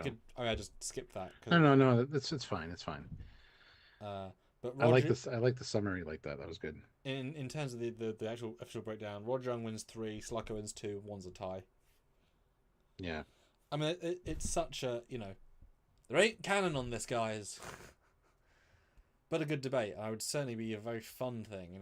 Give us 3 years and an AI prompt, create a video of 100 roughnecks cramming into the Salakaco drop bay and shooting Marines. You'll be able to do it and see these amazing visuals that I would love to see. Right, that'd be incredibly insane to ever produce in real life. It would be pretty amazing. Or even, you know, Clone Marines from Aliens versus the Bugs. Yeah. That'd be The Roughnecks. no, the Clone Marines. Oh, Yeah. So Aliens versus the Bugs. Because so they're just firing simple rounds in the classic pulse rifle, but then you get the smart gun and you just mow down the bugs. Yeah, good shout. Ah, yes. So we're $9 away from a goal, but I have one more shot. So read out if you could. Dan Ben, £4. Staying down. The Onega class Star Destroyer versus our Andromeda Ascendant. I've never heard of this thing, so Neither have I, but it looks like a huge cannon in the middle. Kind of like Starkiller Base. the Onega class Star Destroyer, nicknamed the Imperial Siege Breaker by the members of the Rebel Alliance, was a rare type of capital ship and super weapon developed by the Empire that was shrouded in secrecy. Initially developed to swiftly eradicate separatist holdouts that remained after the Clone Wars to bring the core worlds into control of the Empire, the Onega class saw service through the Imperial era. It's utilized as an orbital bombardment platform that was usually deployed at longer range and designed to fatally end the deadlock of strong planetary shields. When conducting these strikes, it's targeted the shield's deflector shields generator on the surface. The Star Destroyer was also deployed in anti-fleet actions and specific operations while being defended by escort vessels and starfighters. And it cost 376 million credits to make. Damn. Again, fleets of TIE fighters and escort fighters, essentially, which the Andromeda Ascendant doesn't have. I'd only include it as internal fighter complement, not side ships, right? And it's not a big ship with a fighter complement kind of craft. It only has 36 TIE fighters. Still quite a few.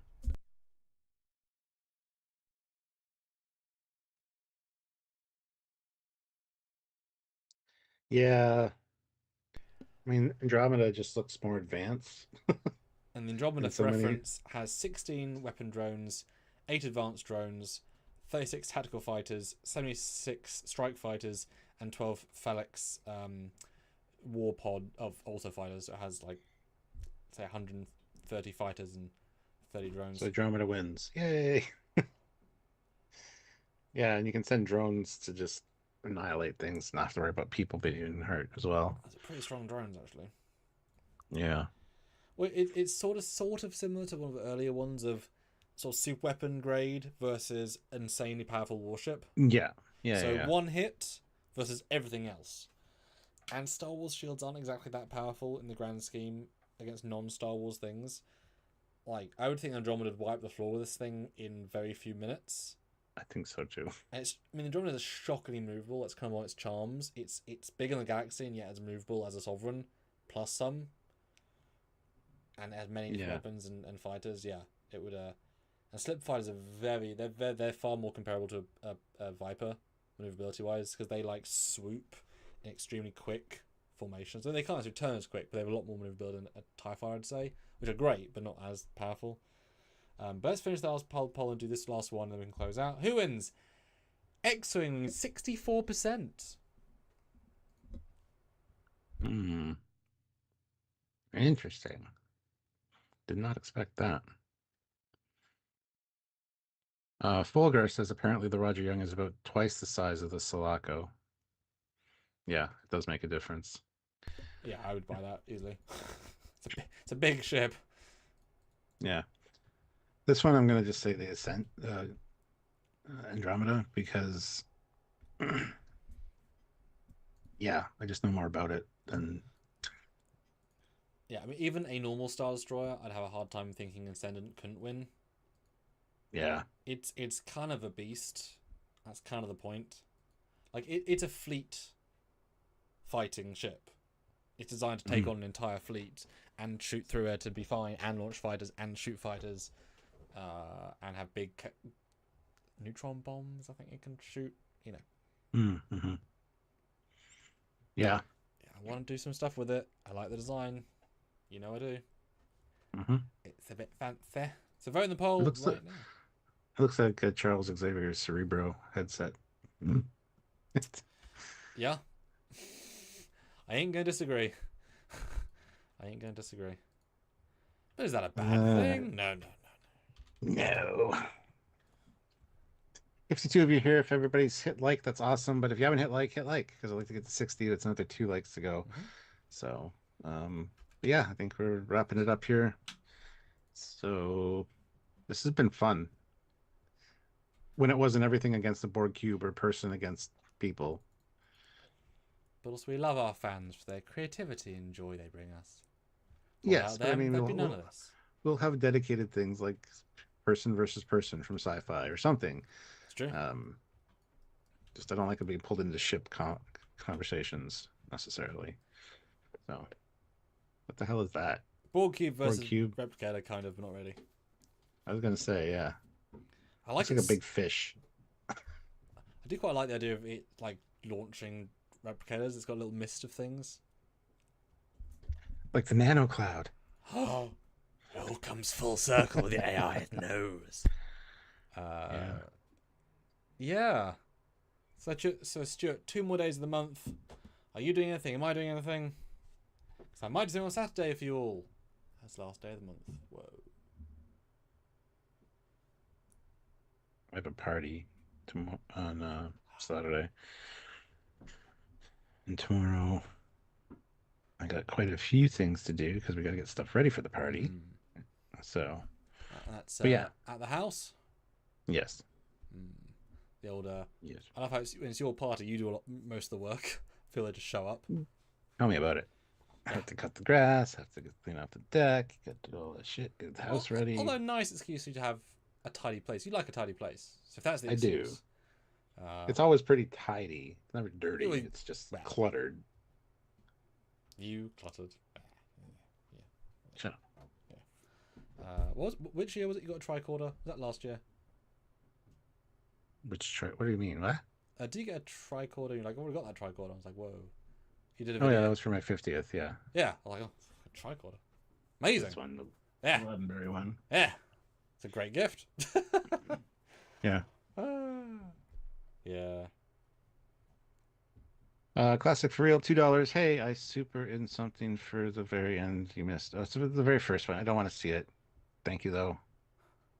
Sam can make it and send it to me privately. We don't need to show that on this stream. If it will let me. It doesn't like less clothed things of whatever. I'm sure I did the children one because I had to give some extra context for that.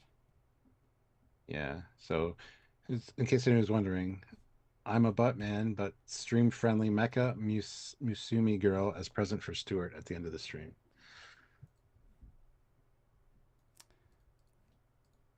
Butts.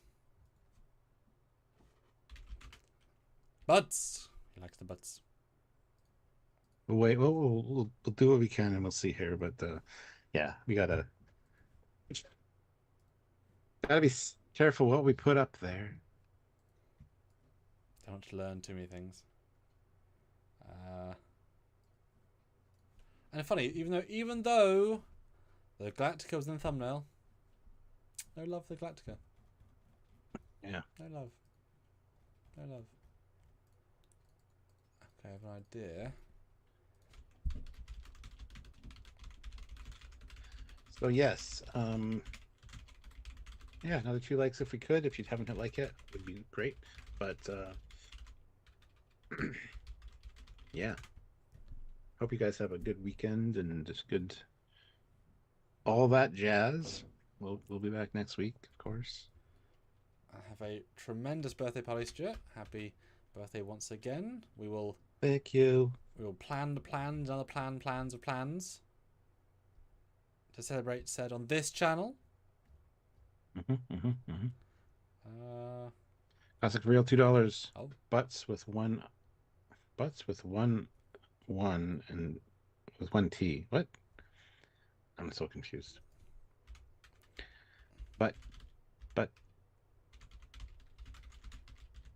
Butts, one T. Yes.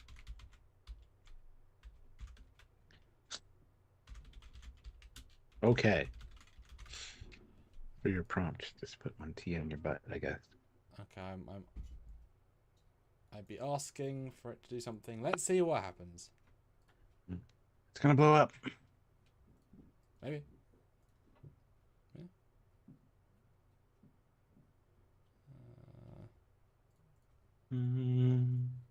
Oh, I see green. Mm-hmm. Right under the thumbnail, shouldn't I? Is it a green butt? Gosh, imagine being like, and here it is, guys, then close out and forget to swap out the thumbnail. Oh yeah, we got to end of this poll. Yes, that was. We always forget the last poll. Not always, but multiple times. Only 12 votes so far, but Okay. who wins? Andromeda's got 83%, so I can't see this specific Star Destroyer winning. I know. I'm with you. I'm right there with you. Yeah. You know.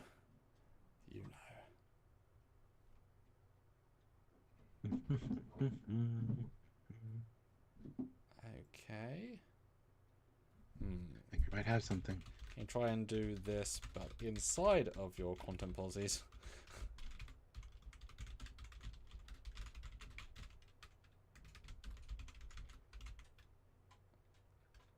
59 likes. We got one more to go. Go, go, go. One more like. One more like.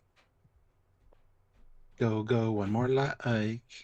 Do, do, do, do, do. Go, go. No, that's right. Yeah. I Power Ranged it up for a second. That's like the best thing about Power Rangers is their theme song. I mean, you are a theme song boy. You know, you like those theme songs. I do. I do. It gets into your soul. Confirmed.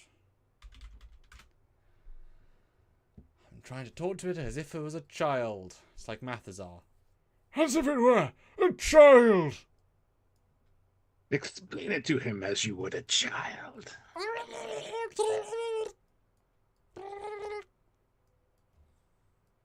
Pretty much. I'd like to thank the one new member as well. Yes. Oh, I see something stuff. Bago. Thank you so much for joining. We appreciate that immensely. But amazing. That's more likely the name. I mean, I feel like if we did do, you know, like mecha things, you'd be the guy. I'd be like, I have no idea, Stuart, but you know, because do Transformers count as ships? Kinda. They can probably all fly in space. They all have jet propulsion, surely, of some kind, right? Autobots can't fly. Whoa. Decepticons can fly. Oh shit. I mean, Optimus could fly with Sideswipe's backpack. See? What if they all have Sideswipe's backpack? Could they all fly? You need a lot of Sideswipes. Yes. That. Can you clone Transformers? Probably not. Okay, could you just download them?